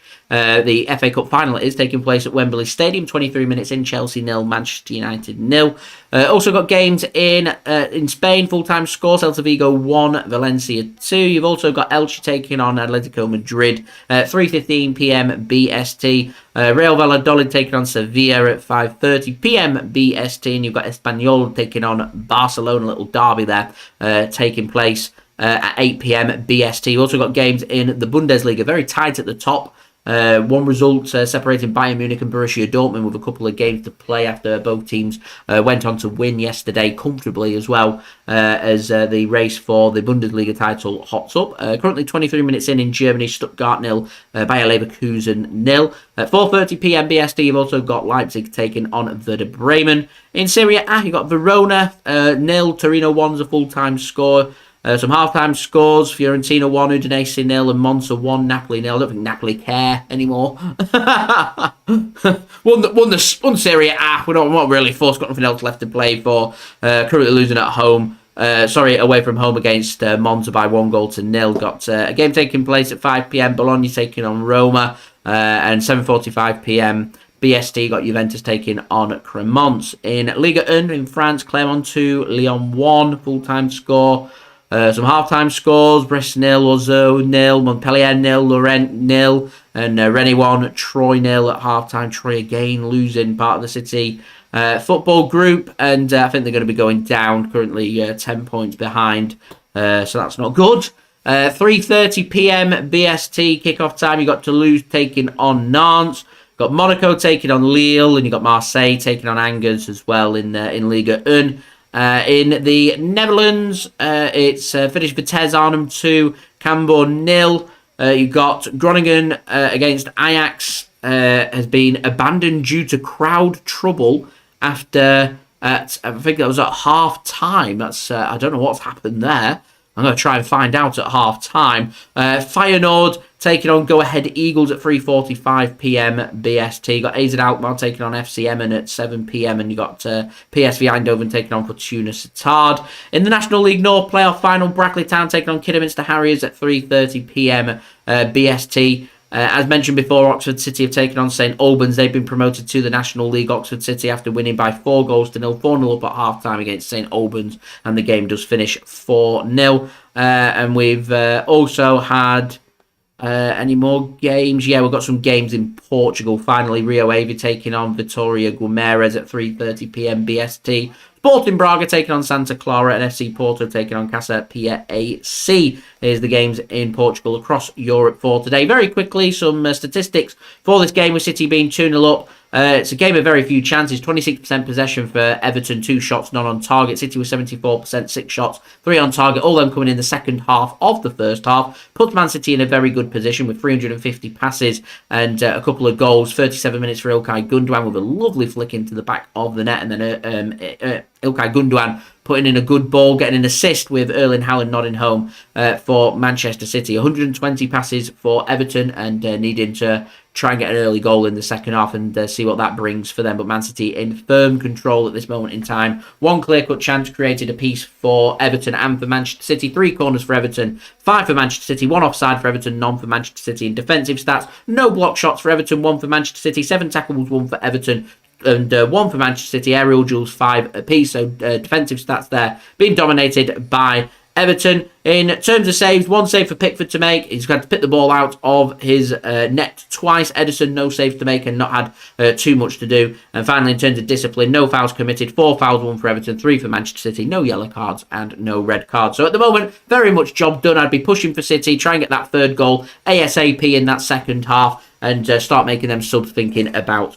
Real Madrid. So don't forget, guys, 27 likes away from 100 likes. Any help towards that will be much appreciated. Also, don't forget as well to subscribe if you are new around here. Press that red button, press the bell, and put your push notifications on. And do go and check out today's video sponsor, which is brought to you by BetMate. Links and details, they are in the description. Seeing some people commenting about Eurovision, which was in Merseyside in Liverpool yesterday, where this game is taking place as well. UK didn't do too well, but congratulations to Sweden, having a two-time winner for, I think, only the second time, and the first ever female solo artist to win Eurovision twice. So next year's competition will be held not in the UK, as we came second last year with Ukraine winning. It couldn't be held there, so the UK held it instead. Next year will be in Sweden. So, today's video sponsor brought to you by my partner channel, Mixed. Links and details there in the description. Go and like and subscribe. He tried the strongest absinthe in the world. He's brave. Enjoy. What's going on, guys? Mixed here, back again for another review video. I'm proud to present to you the Habsburg XC Absinthe. It is 89.9%. It is the strongest absinthe in the world. After the Spiritus 95, this is the strongest absinthe that you can get on the market. It's an Italian brand, and I can't wait to try this, as I will do the challenge of Mixed versus Habsburg XC. Who will win? So with Habsburg XC, this cost me $44.95 on the market from Whiskey Exchange. I think you can get it from the Master Mold for $43, but the diamond stock, so I had to go to Whiskey Exchange. So it's a unique thing. It's still a collector's item, and is one of those things you must have in your bar collection. But again, I cannot say this before I do this. I'm going to do a shot of it, but I do not recommend this at all. Do not copy what I am about to do with this, which is drink it in a shot glass. As I'm interested to see what the flavour is like, if it's anything like Spiritus that was just pure fire. I'm hoping this will be a little bit smoother, but it's certainly go pack a punch at 89.9%. We're still a little bit mad on this channel, so let's get straight into it. So, with Absinthe, it came back into the market as it has that edginess, that uniqueness to it, as it appeals to like your hipsters, but it has that student vibe as it came back into fashion in the 2000s, and it has the nickname the Green Fairy. Maybe I will be seeing Green Fairies after taking a shot of this, but I will let you know if I do see Green Fairies. So with Habsburg, it is a modern resurgent absinthe growing popularity. It is beautifully captured in Habsburg Absinthe. I thought this would be Austrian rather than Italian because their name Habsburg. I thought it appealed to the Habsburg monarchs, if you know your history. Because it was a huge family that dominated Europe, especially throughout medieval Europe. As Habsburg, especially like the HRE, the Holy Roman Empire. But also it's nothing to do with that. But this superior high-strength original absinthe is expertly prepared to a traditional recipe and infused with Artemisia absinthium, also known as Grand Wormwood. So if you know your absinthe, it has wormwood in it, as that was that's one of the reasons why it's banned, supposed to give you illusions. Maybe I will see it today. But enjoy this with your ice water mixes and create great tasting cocktails, which I can't wait to try as well. But I just want to take this neat, I just want to see how it tastes. Straight as a shot, as that's the challenge. Mixed versus absinthe. So let's get straight into this. It's a shame to open it, really, because I might have to buy another bottle just as a collector's item. So I'll give it a review. I think it's a collector's item. I think it's a unique thing. It's 500ml, or 50 cl.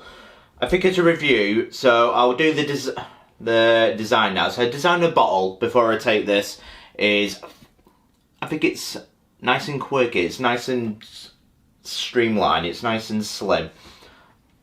But it's nothing exciting there, really. It's because it's a nice one, but I think I'm being generous in giving this a 7.5 out of 10.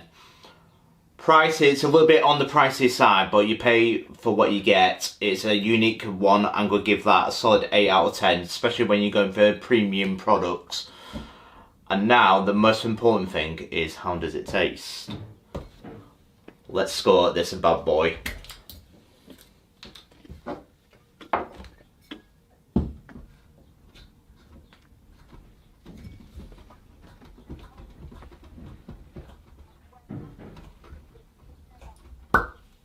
The strongest absinthe I do have is 69%, which is a Laffy one that I have. There's a famous smell, that licorice taste they get, especially think of Pernod if you ever had it. That's what it has, that nice licorice smell with it. It's absolutely beautiful. Just love the taste of the aniseed in it, and that's what it reminds me of. So now, let's pour into our shot glass.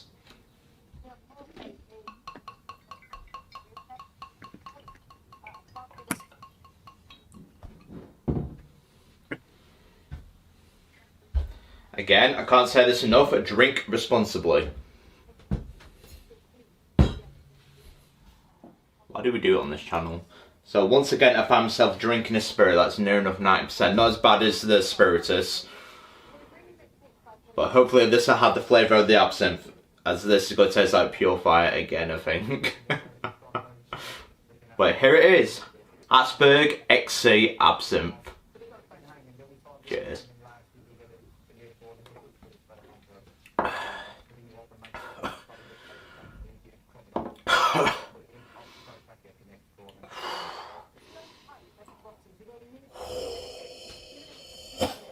Oh man, I feel fine. Oh, that warms up the cockles. That does. Oh man. Oh wow. Oh. Ooh. Nowhere near as bad as Spiritus. One thing I will say with that. So just get my thoughts together, eh? So how are you feeling? Feel fine, yeah?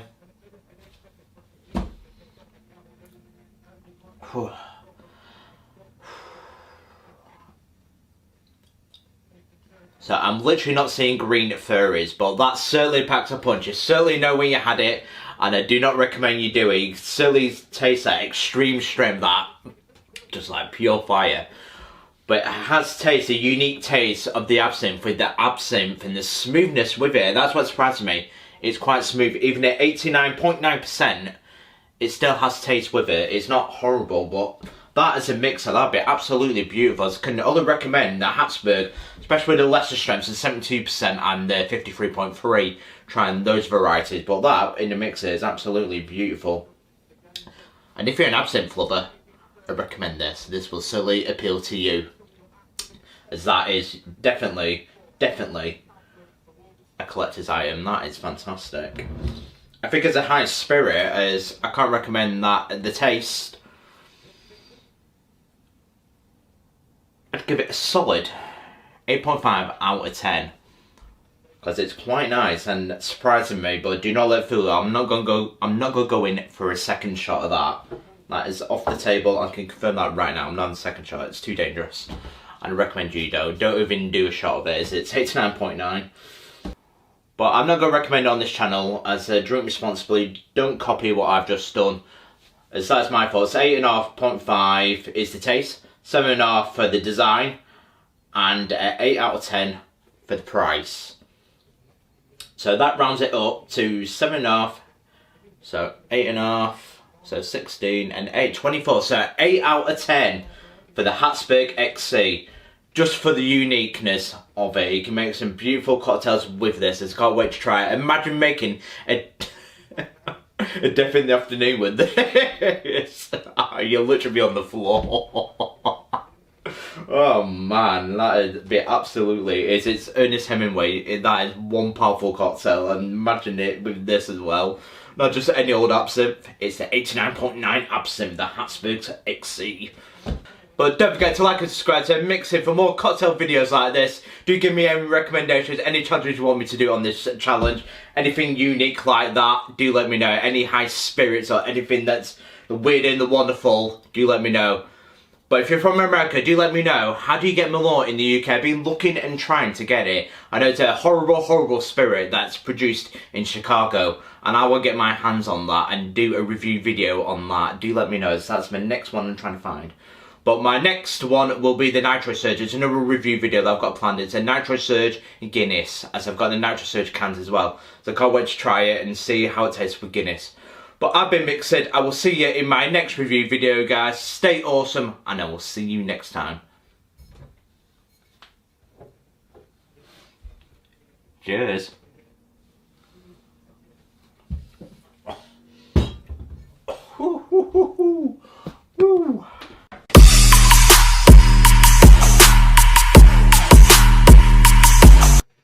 Thank you very much there to Mixed for providing today's half-time entertainment. I thought I'd just let it run because there wasn't anything happening here in the Manchester City game, to be honest. We've seen a sub made by Everton at half-time. Calvert-Lewin, I don't know if he's injured or not, but if he's not, it doesn't look like it's tactical. I think maybe just Everton are thinking we need him for the upcoming 2 games that we've got for the end of the season, and Calvert-Lewin's very important that we're going to take him off in case he does end up getting an injury. More a case of it.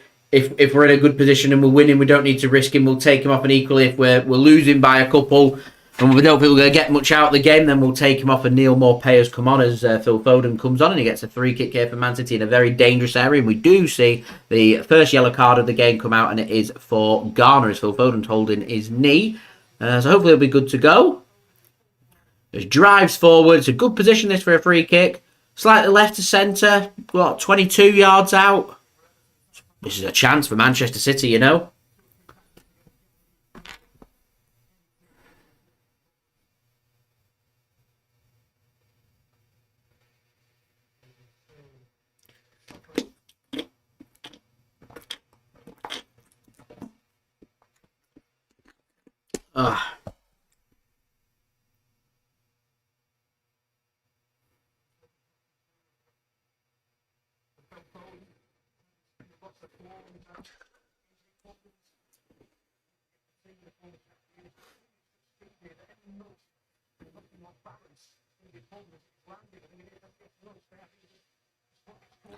He's hurt his knee there, Philip.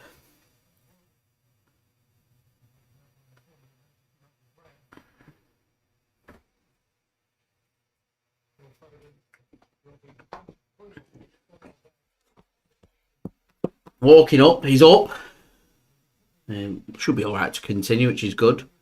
As I said, Garner goes into the book. His second yellow card of the season. Free kick here for Manchester City in a good position, this. Alvarez, Mahrez, Gundo stood over this. This suits a right footer for me.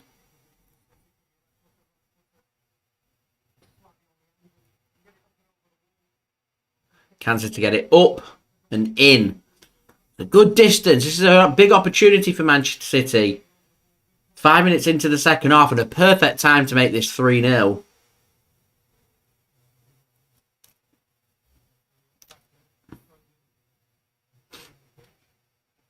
Mahrez and Gundo in full discussion here. What can City do? I think it's going to be Gundo. Go for it!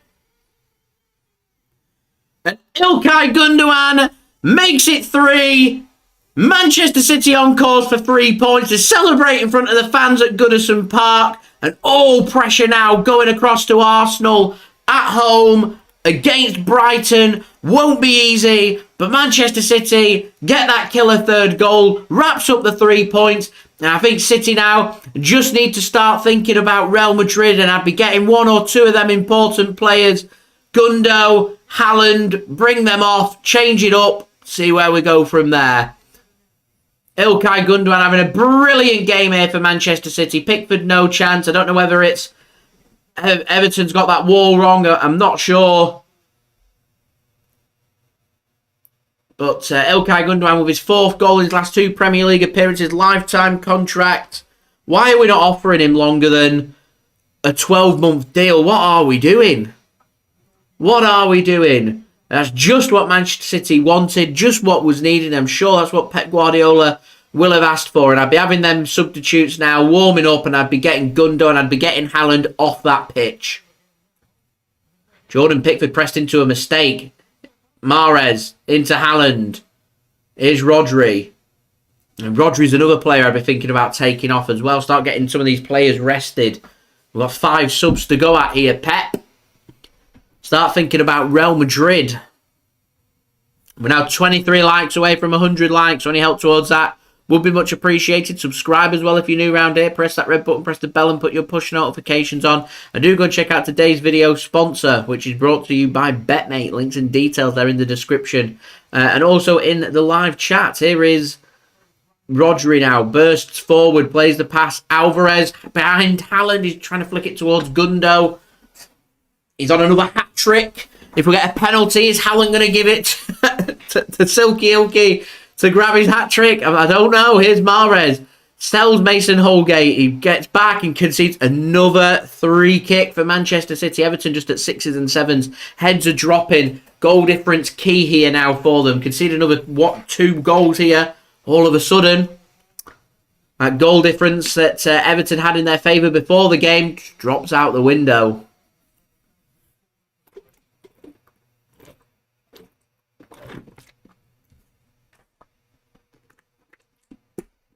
Surely City keep hold of Ilkay. Surely.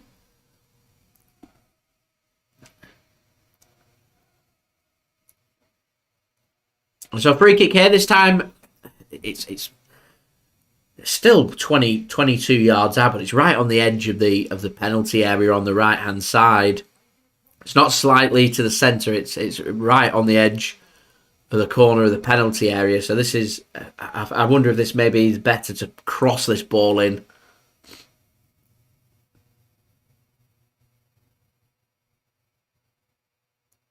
Have a shot.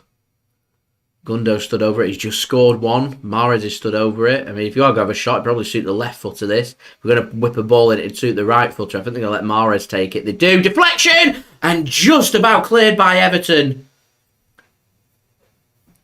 The deflection wrong foot's the keeper.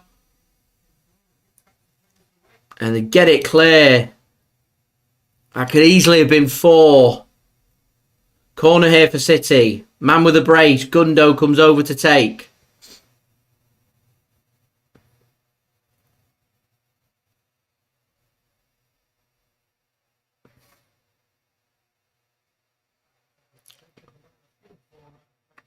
What can City do then with this ball? Gundo to take. Takes it short. Julian Alvarez. Back to Gundo. Goes first time. It's deep and too deep. And out for a goal kick to Everton. And this is just all about Manchester City. That goal difference gets bigger. That points tally's there again. 4 points clear of Arsenal. 3 games to play. Arsenal play against Brighton. And if Brighton pick up a win, Man City just need a win next weekend against Chelsea and the Premier League secured. If it's a draw, 3 points clear. City win next weekend. Arsenal only have 1 to play. 3 points clear. Superior goal difference. Premier League done or dusted. For Arsenal, last chance saloon. It's absolutely the last chance saloon as Everton make a couple more substitutions. Making that second and third of the game. Idrissa Gueye is one of them that goes off. And Mason Holgate's the other. And it's Connor Cody that comes on for Everton along with Onana. I'm wondering when City might go to their bench. 3 players currently stood around watching rather than warming up. We've got Real Madrid coming up on Wednesday. Why is Haaland? Why is Gundo still on that pitch?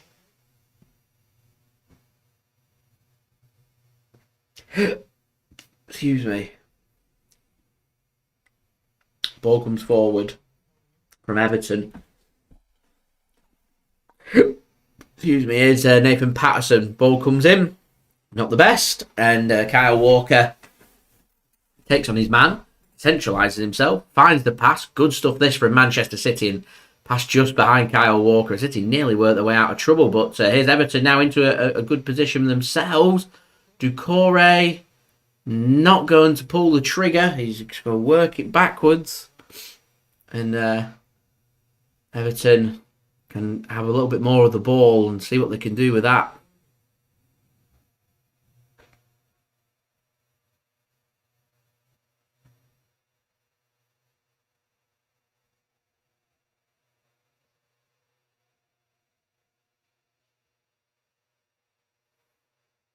That's excellent work from Everton now. Down the left-hand side, McNeil, not really seen much of him first 11 minutes here of the second half. Puts too much on it. Out for a throw into Manchester City. Sean Dyche applauds. And for Everton now, 1 point clear of Leeds, 1 goal difference on Leeds. It's difficult. It's difficult. I mean, Everton might need 4 points from the last 2. Very tense at the bottom.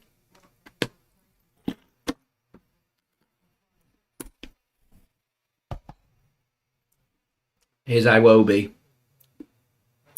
It's good work from Iwobi. Here's Onana, substitute in the second half. Puts a good ball to Patterson. Ball can come in, not very good, cleared. Patterson once more. Everton just trying to get more players forward. They're overcommitting here. I don't really get what they're doing. I don't get that. I get they're trying to get back in the game, but the space they're trying to create, and they're getting themselves a corner. I get being positive, but City pick them off. Goal difference just goes, but I just think they're just trying to keep some momentum. Grab a goal, get back in it, see what happens. Corner here. And who knows? Goal can just swing momentum. So Man City need to defend. Try and keep hold of that clean sheet. I'm happy with how it's gone first 59 minutes here. Corner comes in. Ederson spilt that, and still not fully clear. Everton are crying for a handball. Cleared though by Manchester City. Here's McNeil. He crosses the ball in. Headed clear by Laporte. Here's Doucouré. Works the ball out to Patterson. Chips one towards the back post. Kyle Walker lets it bounce. And then we'll hook it clear out for a throw-in. It comes off the foot of Ruben Dias, so not going to be given as a handball, and that'll be VAR check over. Rodri with a great pass. Here's Haaland to Rodri now. It's a bit too heavy, but Foden's still got hold of the ball. He's going to put it in. Haaland! He gets a good connection on that. Not quite the Southampton away goal where he went behind him for the bicycle kick, but a good connection nonetheless.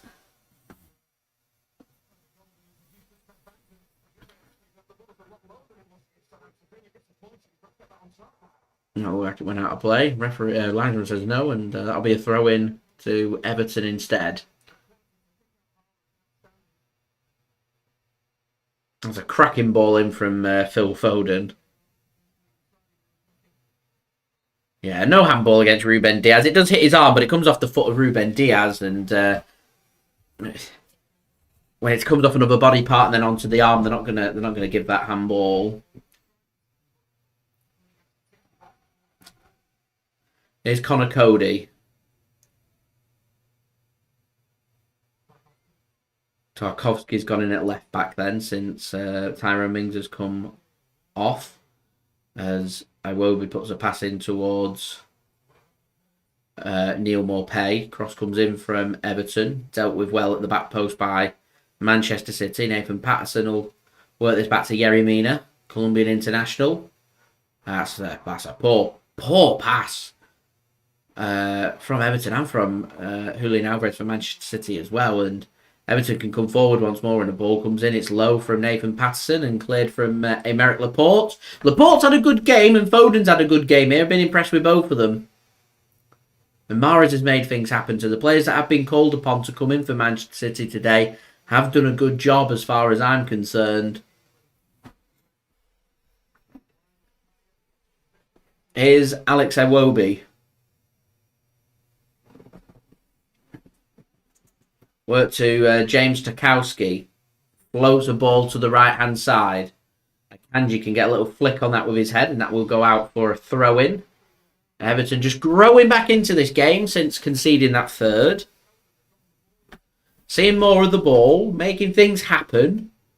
Not having shots, but it's better than what was going on.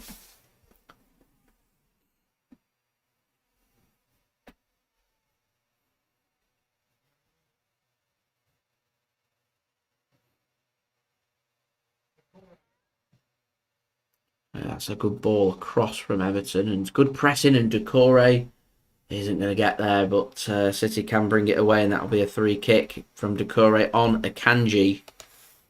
I don't really get why City are being so hesitant on these subs. I think maybe City are just trying to take Everton's momentum and sting away. They don't want to concede and let them back in after making the subs. So I think Man City are just going to try and get in a position where it's seen out.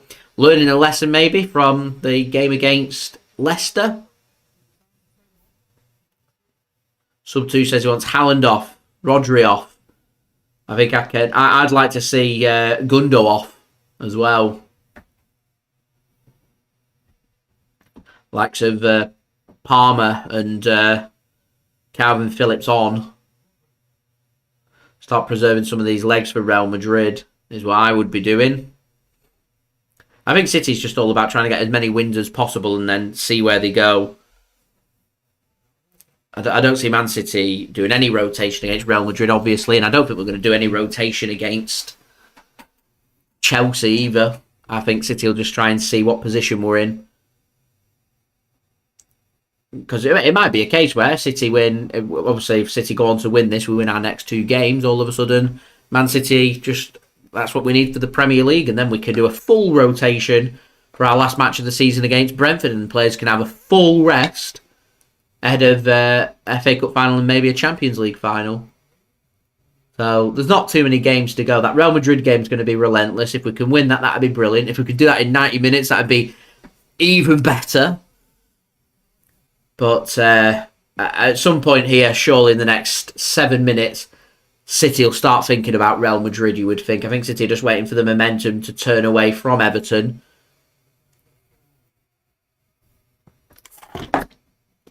And move it on from there.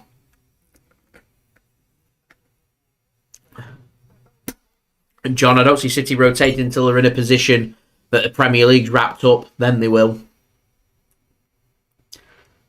I don't think Pep Guardiola, with the likes of Bernardo Silva on the bench, he's giving them a rest here. I don't think he wants to chuck them on as of yet.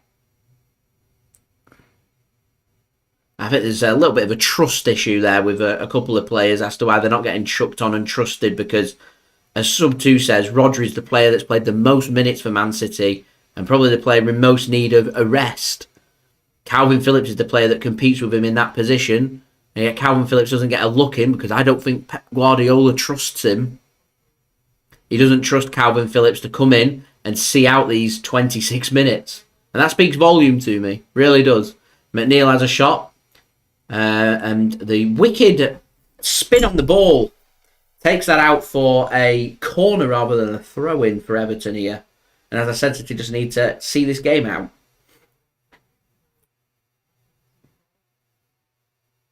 So 21 likes to go, everybody. Any help towards that would be much appreciated. Subscribe as well if you're new around here. Press that red button, press the bell, and put your push notifications on.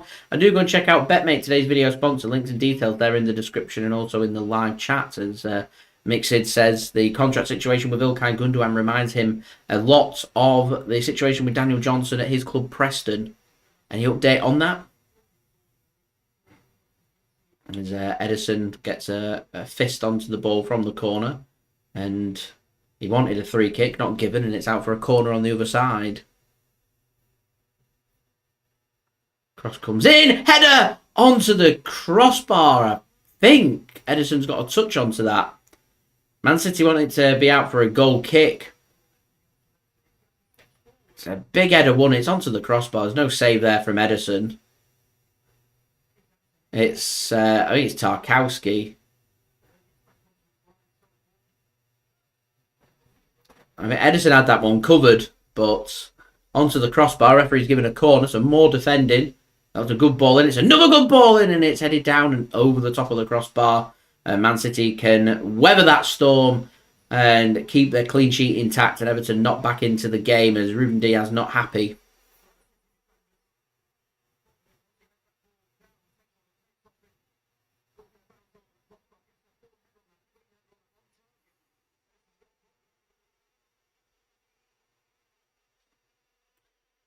As a goal kick given then to Manchester City. I don't know why people asking about the substitution situation. I don't understand it. If it was me, I'd be making them subs. all I can think of is Pep's rotated the team. He doesn't want to bring the players on that he's chosen to rotate. So the players that don't normally play, I'm not sure are trusted to come in the game and get this done unless there's 5 or 10 minutes left. Is the only thing I can think of. But I'll be very upset if one of our senior first team players in this position picks up an injury. Very upset. If a Rodri or a Diaz or a Walker or a Haaland or a Gundo or an Akanji injury or something, I'll be very upset. Because to me, game's drifting away. Some of these players should be on the field. At least 2 of them now should be off.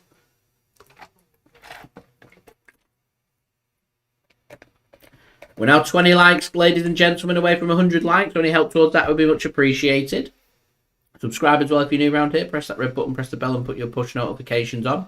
And do go and check out today's video sponsor, BetMate. Links and details there in the description and also in the live chat.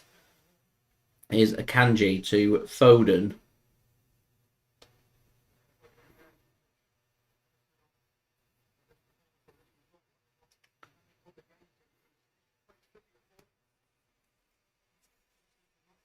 I mean, Akanji's just left that ball, and then Akanji, I don't know why he's left that ball. Gundo weren't happy about it. It nearly went out. It nearly went out for a throw-in, but there we go. As Foden tries to hook one across, referee says up you get, and out for a goal kick to Everton. So 22 minutes 22 minutes remaining here. Manchester City 3-0 up at Goodison Park. In what has been a brilliant Sunday afternoon for Manchester City. Can we get a favour later on from Brighton and Hove Albion is the question.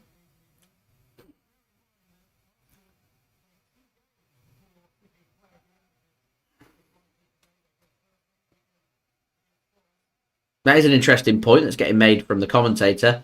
Arsenal, they play their next 2 games before Man City play another minute in the Premier League. Arsenal can win both them games, and all of a sudden, they are a couple of points ahead of Manchester City at the top of the Premier League before we kick another ball. Man City have the advantage of having the game in hand. But equally, any more drop points from Arsenal, and I think that's curtains for them. Arsenal must win their next 2 games. They must be ahead of Manchester City heading into City's next game against Chelsea. Because if they're not, City beat Chelsea, Manchester City win the Premier League. Simple as that. Very simple equation.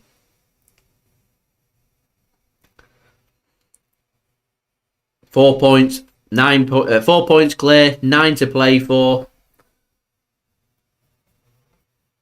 Manchester City left needing 6 points to win the Premier League from this position, assuming Arsenal win all their games. So 2 wins needed for City. 5 points with City's goal difference will be enough. So 2 draws and a win will also be enough.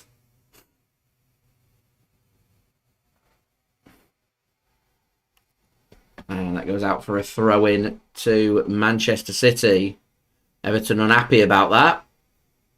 Neal Maupay unhappy about that.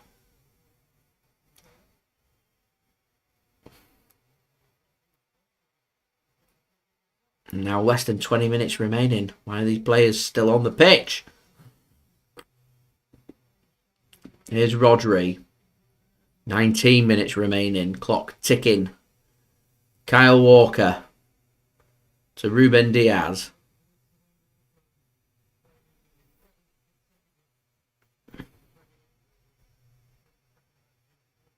Ederson gives the ball to Kyle Walker.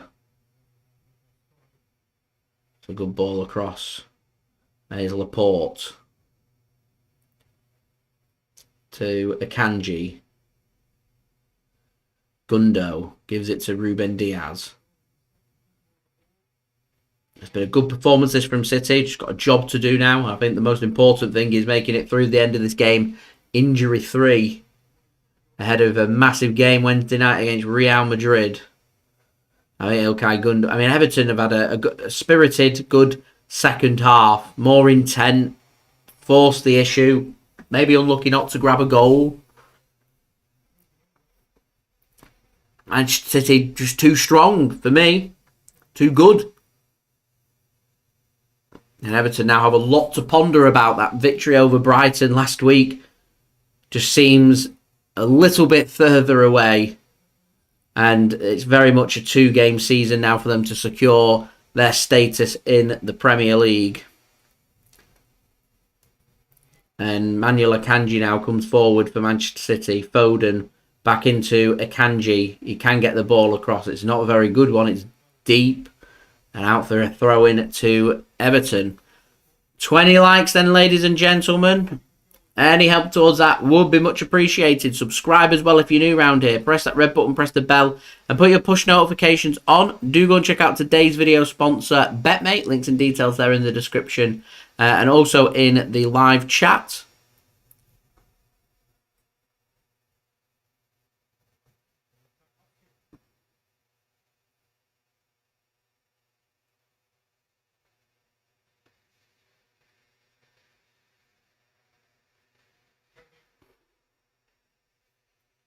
Connor Cody now.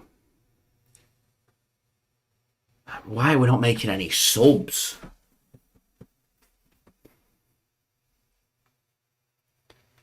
All I can think of is there's going to be some more rotation next week against Chelsea, 3 or 4 changes. That's just what City are going to do. And some of the players here are going to do a good 80, 85 minutes. They'll still play a full 90 against Real Madrid. And then they'll get rotated against Chelsea. But I just don't see Haaland nor Rodri not starting that game as Riyad Mahrez comes forward. Goes with an early ball across towards Haaland. It's good defending. And Haaland goes down.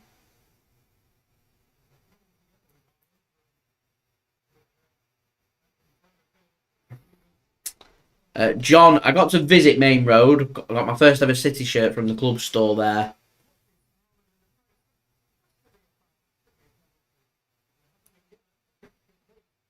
Check complete against Haaland. I'm waiting to see a replay on it. It had it coming together, I think, with Jordan Pickford. And Man City put the ball out of play for a throw in here. So cross came in from Mahrez. Gets cleared. And why is that not a penalty? Jordan Pickford had his hand up in the air and just shoves Haaland in the face. How is that not a penalty? And Haaland just did that to the referee, like, what?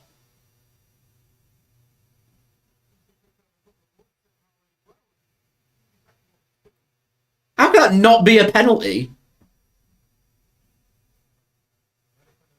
Awful officiating, both from the referee and from VAR. That is atrocious. As Demarai Gray comes on for Garner. Garner's gone straight down the tunnel. I don't know if he's getting an injury or something. I don't know. Didn't seem like he had an injury, but there we go. Julia, I have been to the Football Museum. Been when it was at Preston. Been when it's at Manchester as well. Gamer, thanks for tuning in. Much appreciated.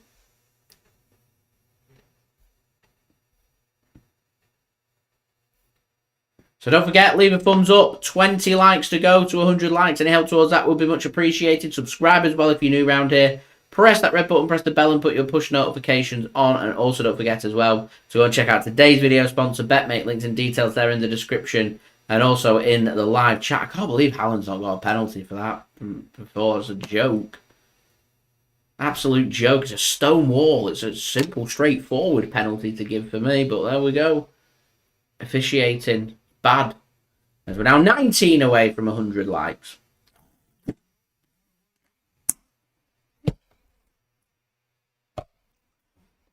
Cross comes in. Not dealt with by City. Eventually City can get it clear. 13 minutes remaining. City are going to make a couple of subs now.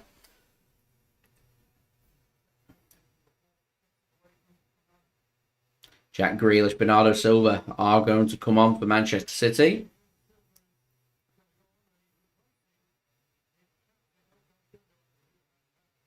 So Bernardo Silva is going to come on for Ilkay Gundogan in the first change.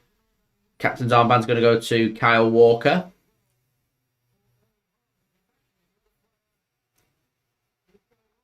And Erling Haaland is the next player that's going to go off here for Manchester City.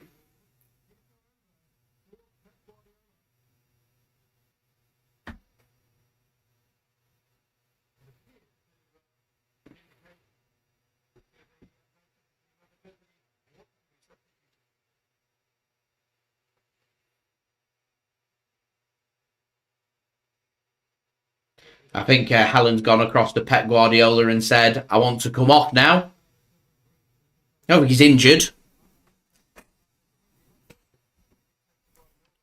And he comes off for Jack Grealish, and it will be Julian Alvarez that will lead the line for Manchester City. And I don't think it'll be too long before we see, as Phil Foden's just sitting behind Julian Alvarez, the striker, I don't think it'll be too long before we see Rodri maybe go off for City as well. It speaks volume to me that the likes of Sergio Gomez, Cole Palmer, Kalvin Phillips not getting a look in. Speaks volume to me, ladies and gentlemen. It really does. What could the subs be then for City that's remaining?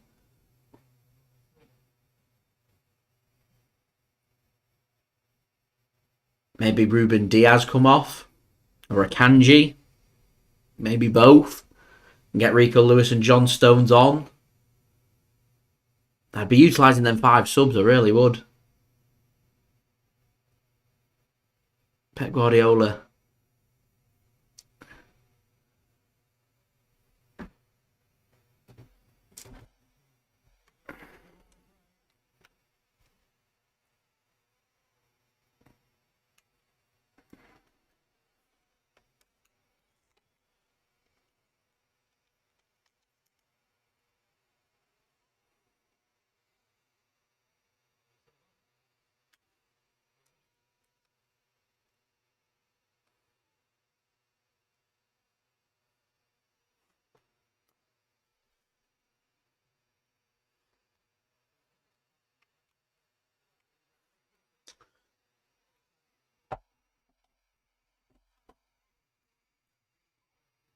Sorry about that, guys. I was just, my battery wants to cool down, so I just need to open up the latch to let it cool.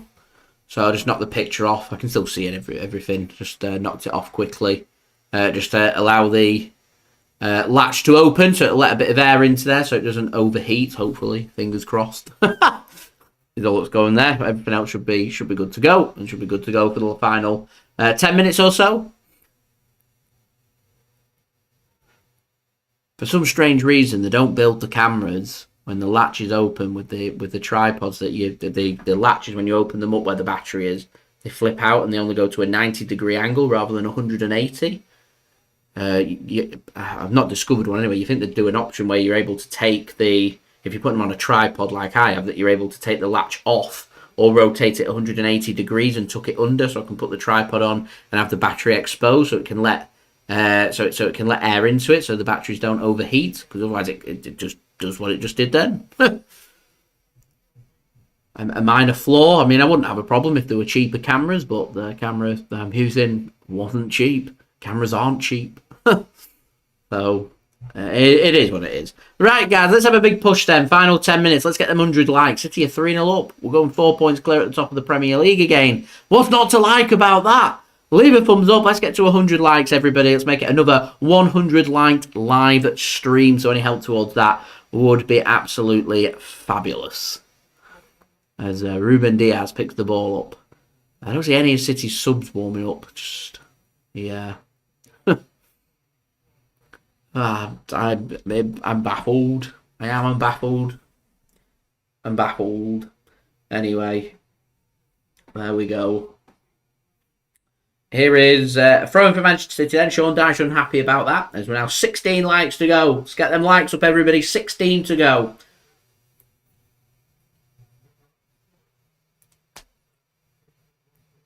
Julian Alvarez takes 2 touches. It's a heavy touch and out of play for a throw-in. Here's Connor Cody now. Gamer asks a very interesting question. Do I think we win the Premier League in the next match? My answer, truthfully, no. I think Arsenal will beat Brighton today. I'll be amazed if Nottingham Forest, who need to do something next week, they really do need to do something at home as well against Arsenal. I'll be very surprised. I mean, as Pep Guardiola said in the build-up to this game, Arsenal will win their last 3 games. They will pick up them 9 points. So it means, with Man City winning this game and picking up the 3 points, we need 5 points to win the Premier League with our superior goal difference. 6 points mathematically will do it for Manchester City. So it does mean we need 2 wins from our next 2 Premier League games. Will allow us to do a full rotation ahead of an FA Cup final and potentially a Champions League final. So I was saying before in the build-up to this game, this is a massive game because it's must-win for me to keep our momentum going. Got a big game coming up against Real Madrid, and regardless of what happens to that, as to whether we make it to Istanbul or we exit the competition, we will either be on a big high and need to continue our momentum and remain focused, or we'll need a response from the Champions League semi-final, and we need to pick up them 3 points. We've got half a job done here. My batteries doesn't like it. 1 second, ladies and gentlemen. I think you can all hear me. Really doesn't like the overheating. I'll just replace the battery.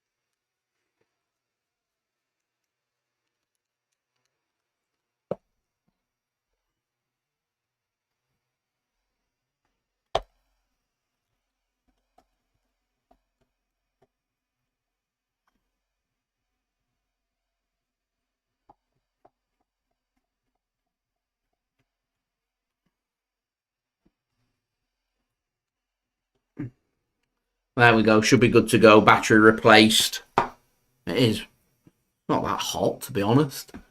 Right, we'll see what happens from there.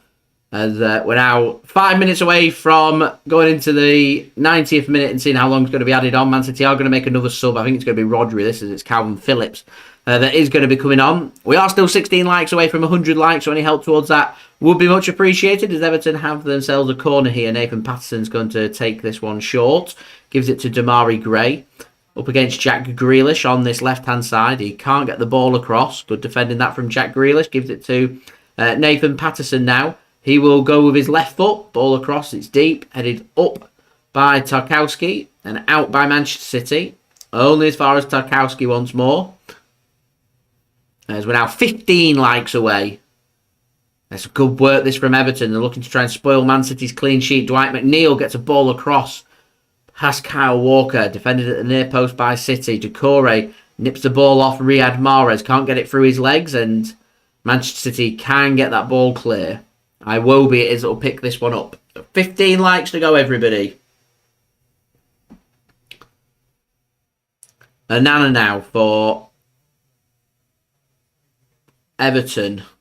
Connor Cody gives it to Demarai Gray.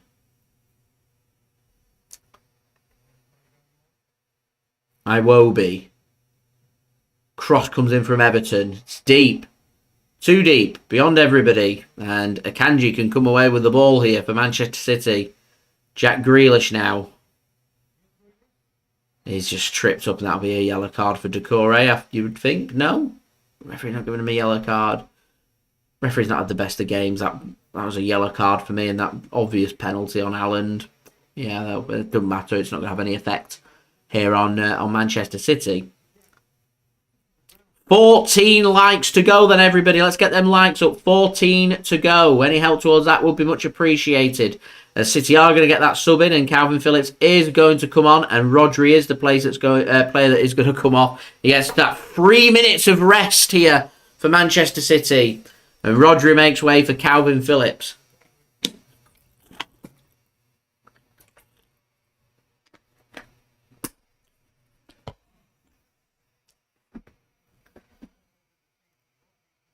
That's 3 subs made by City. We're allowed to make 2 more. I wonder if we might be tempted to chuck Sergio Gomez and Cole Palmer on for a few minutes just to take a risk out there of any more potential injuries for any players. Or a Rico Lewis for a Kyle Walker or something. Or an Akanji. We'll see.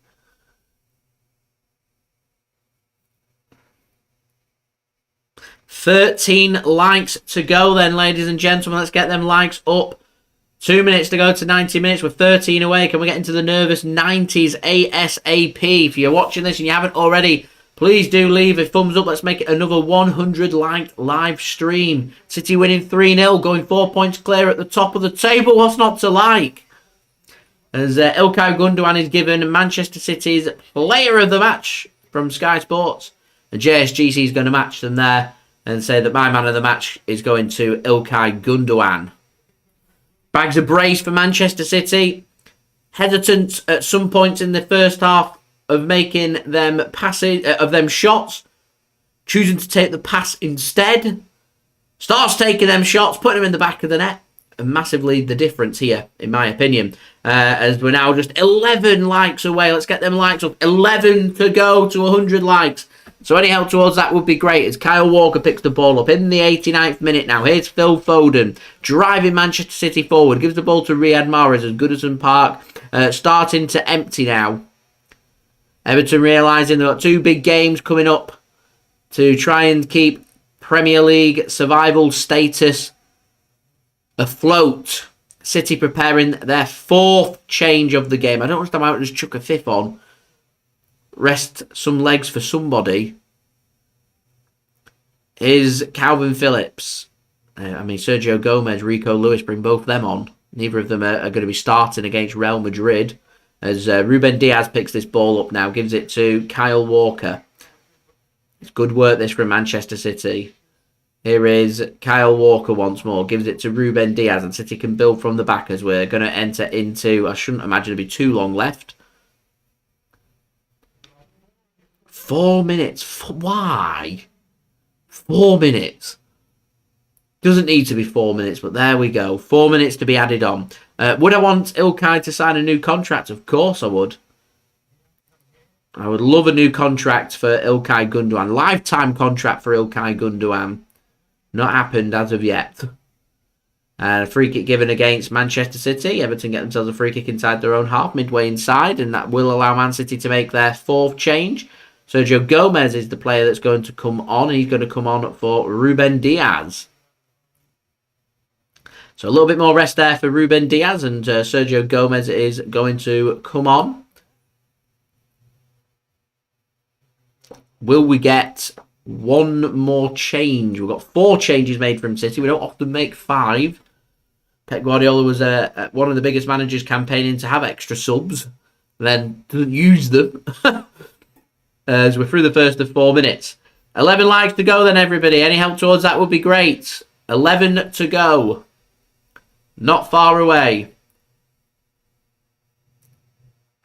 Akanji's gone to the right-hand side now. With Sergio Gomez going on the left. Would I want Declan Rice as a replacement for Phillips? Declan Rice is too good to be sat on Man City's bench, and he's not good enough for Man City's first team, and I think he's in limbo. I don't think that would be a good deal for Declan Rice. I don't think it would be right for his career. As much as I rate him, I think he's a good player, but just being honest. So don't forget, leave a thumbs up. Any help towards that would be much appreciated. 11 to go to 100 likes. Subscribe as well if you're new around here. Press that red button, press the bell and put your push notifications on. Don't forget to go and check out today's video sponsor, BetMate. Links and details there in the description and also in the live chat. Manchester City just looking to try and preserve their clean sheet now. We're going to be getting the 3 points. We're going to be going 4 points clear of Arsenal. Nathan Patterson presses Sergio Gomez into a mistake before City get the clearance off the legs of Patterson and out for a goal kick.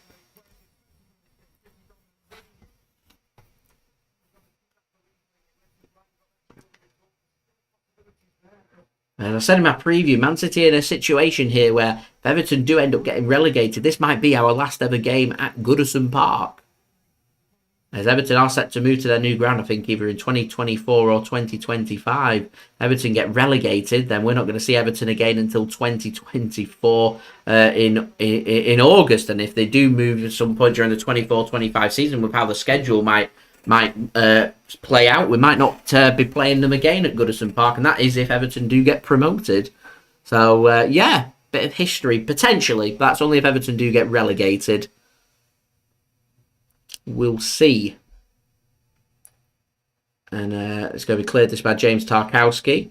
Kalvin Phillips will get his foot onto that, and Akanji will just dink that over the head of Demarai Gray. And Manchester City now just coasting away towards 3 points. It's going to be 4 subs made by Pep, not all 5. And next up for Manchester City now is going to be that big Champions League semi-final, second leg, Etihad Stadium, all to play for. 1-0 from the first leg at the Bernabeu. City taking on Real Madrid. It's going to be a big one, ladies and gentlemen. So we'll be live.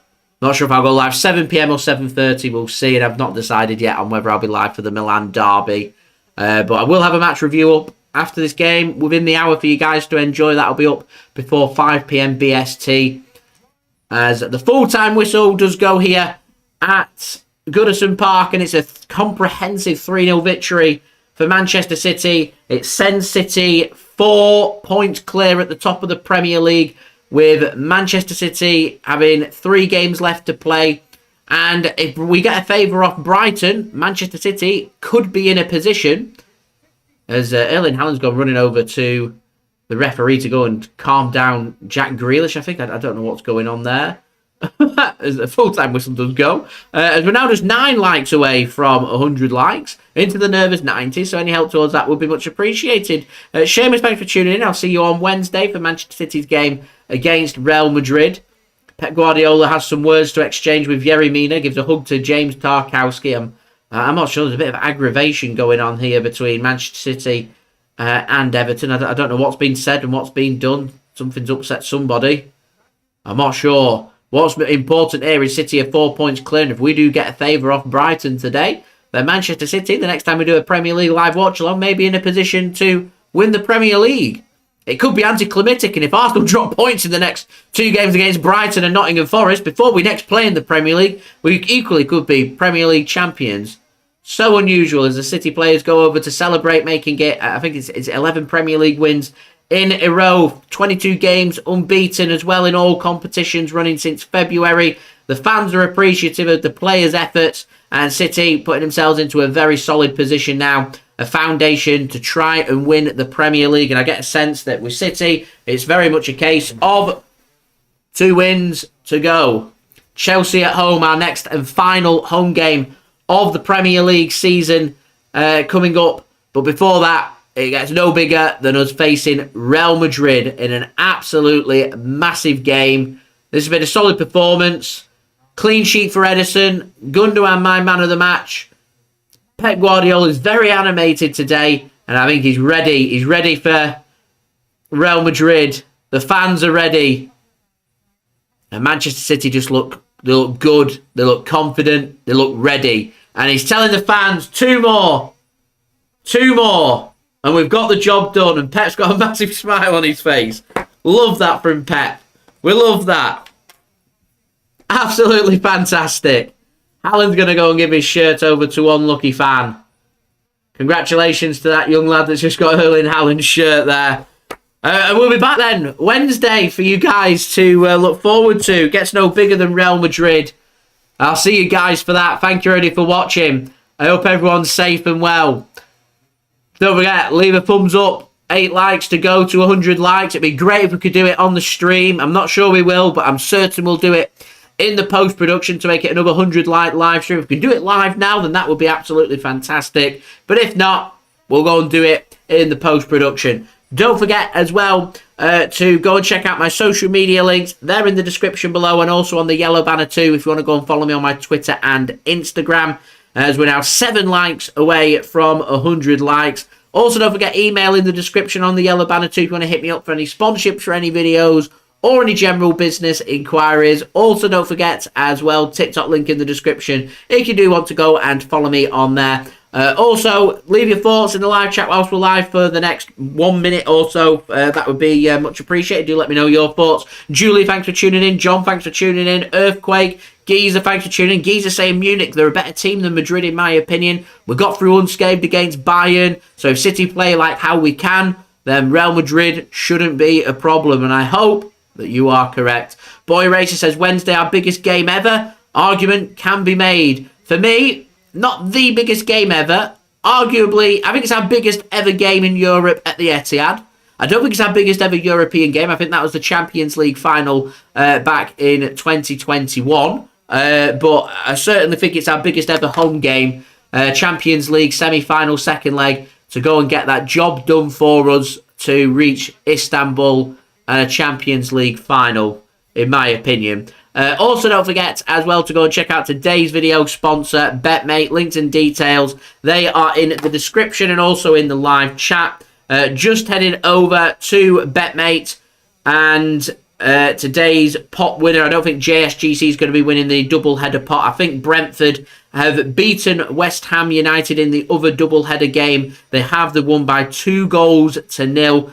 So good win that for Brentford, as JSGC finished in 54th place out of, how many is that out of? 69. So not the best of performances from JSGC. And I don't think I did too bad, but there we go. The winner today winning the £120 pot goes to Clark, 6075. Congratulations to them, winning by 3 points at the top, with a 4-player selection of Manchester City. Ederson getting 7 points, 4 points for Ruben Dias. Vice-captain Gundogan working wonders with 25.5 points, and captain Erling Haaland grabbing 14 points. Ben Mee with 8 points. Jensen of Brentford with another 8 points, and Mbuemo getting him 9 points, winning him the pot and winning £120. So well done to him, well done to everyone that's been placed. And remember, you can go and check out BetMate. Links and details there in the description and also in the live chat. 7 likes to go then in the post-production. Let's make it a 100 like live stream. And ladies and gentlemen, next time we're live with Manchester City, Champions League semi-final, second leg, Real Madrid, all to play for, 1-0 from the first leg. Bring it on. City, though, regardless of what happens with Arsenal, we'll keep one eye on that in case they do drop points and assess the permutations. Fact is, as Pep just showed the fans, we're 2 wins away from winning the Premier League title. We'll end on that. Thank you everyone for watching. Much appreciated. I hope everyone is safe and well. Peace. Ciao for now. Thank you everyone for tuning in. Thank you everyone for interacting with me.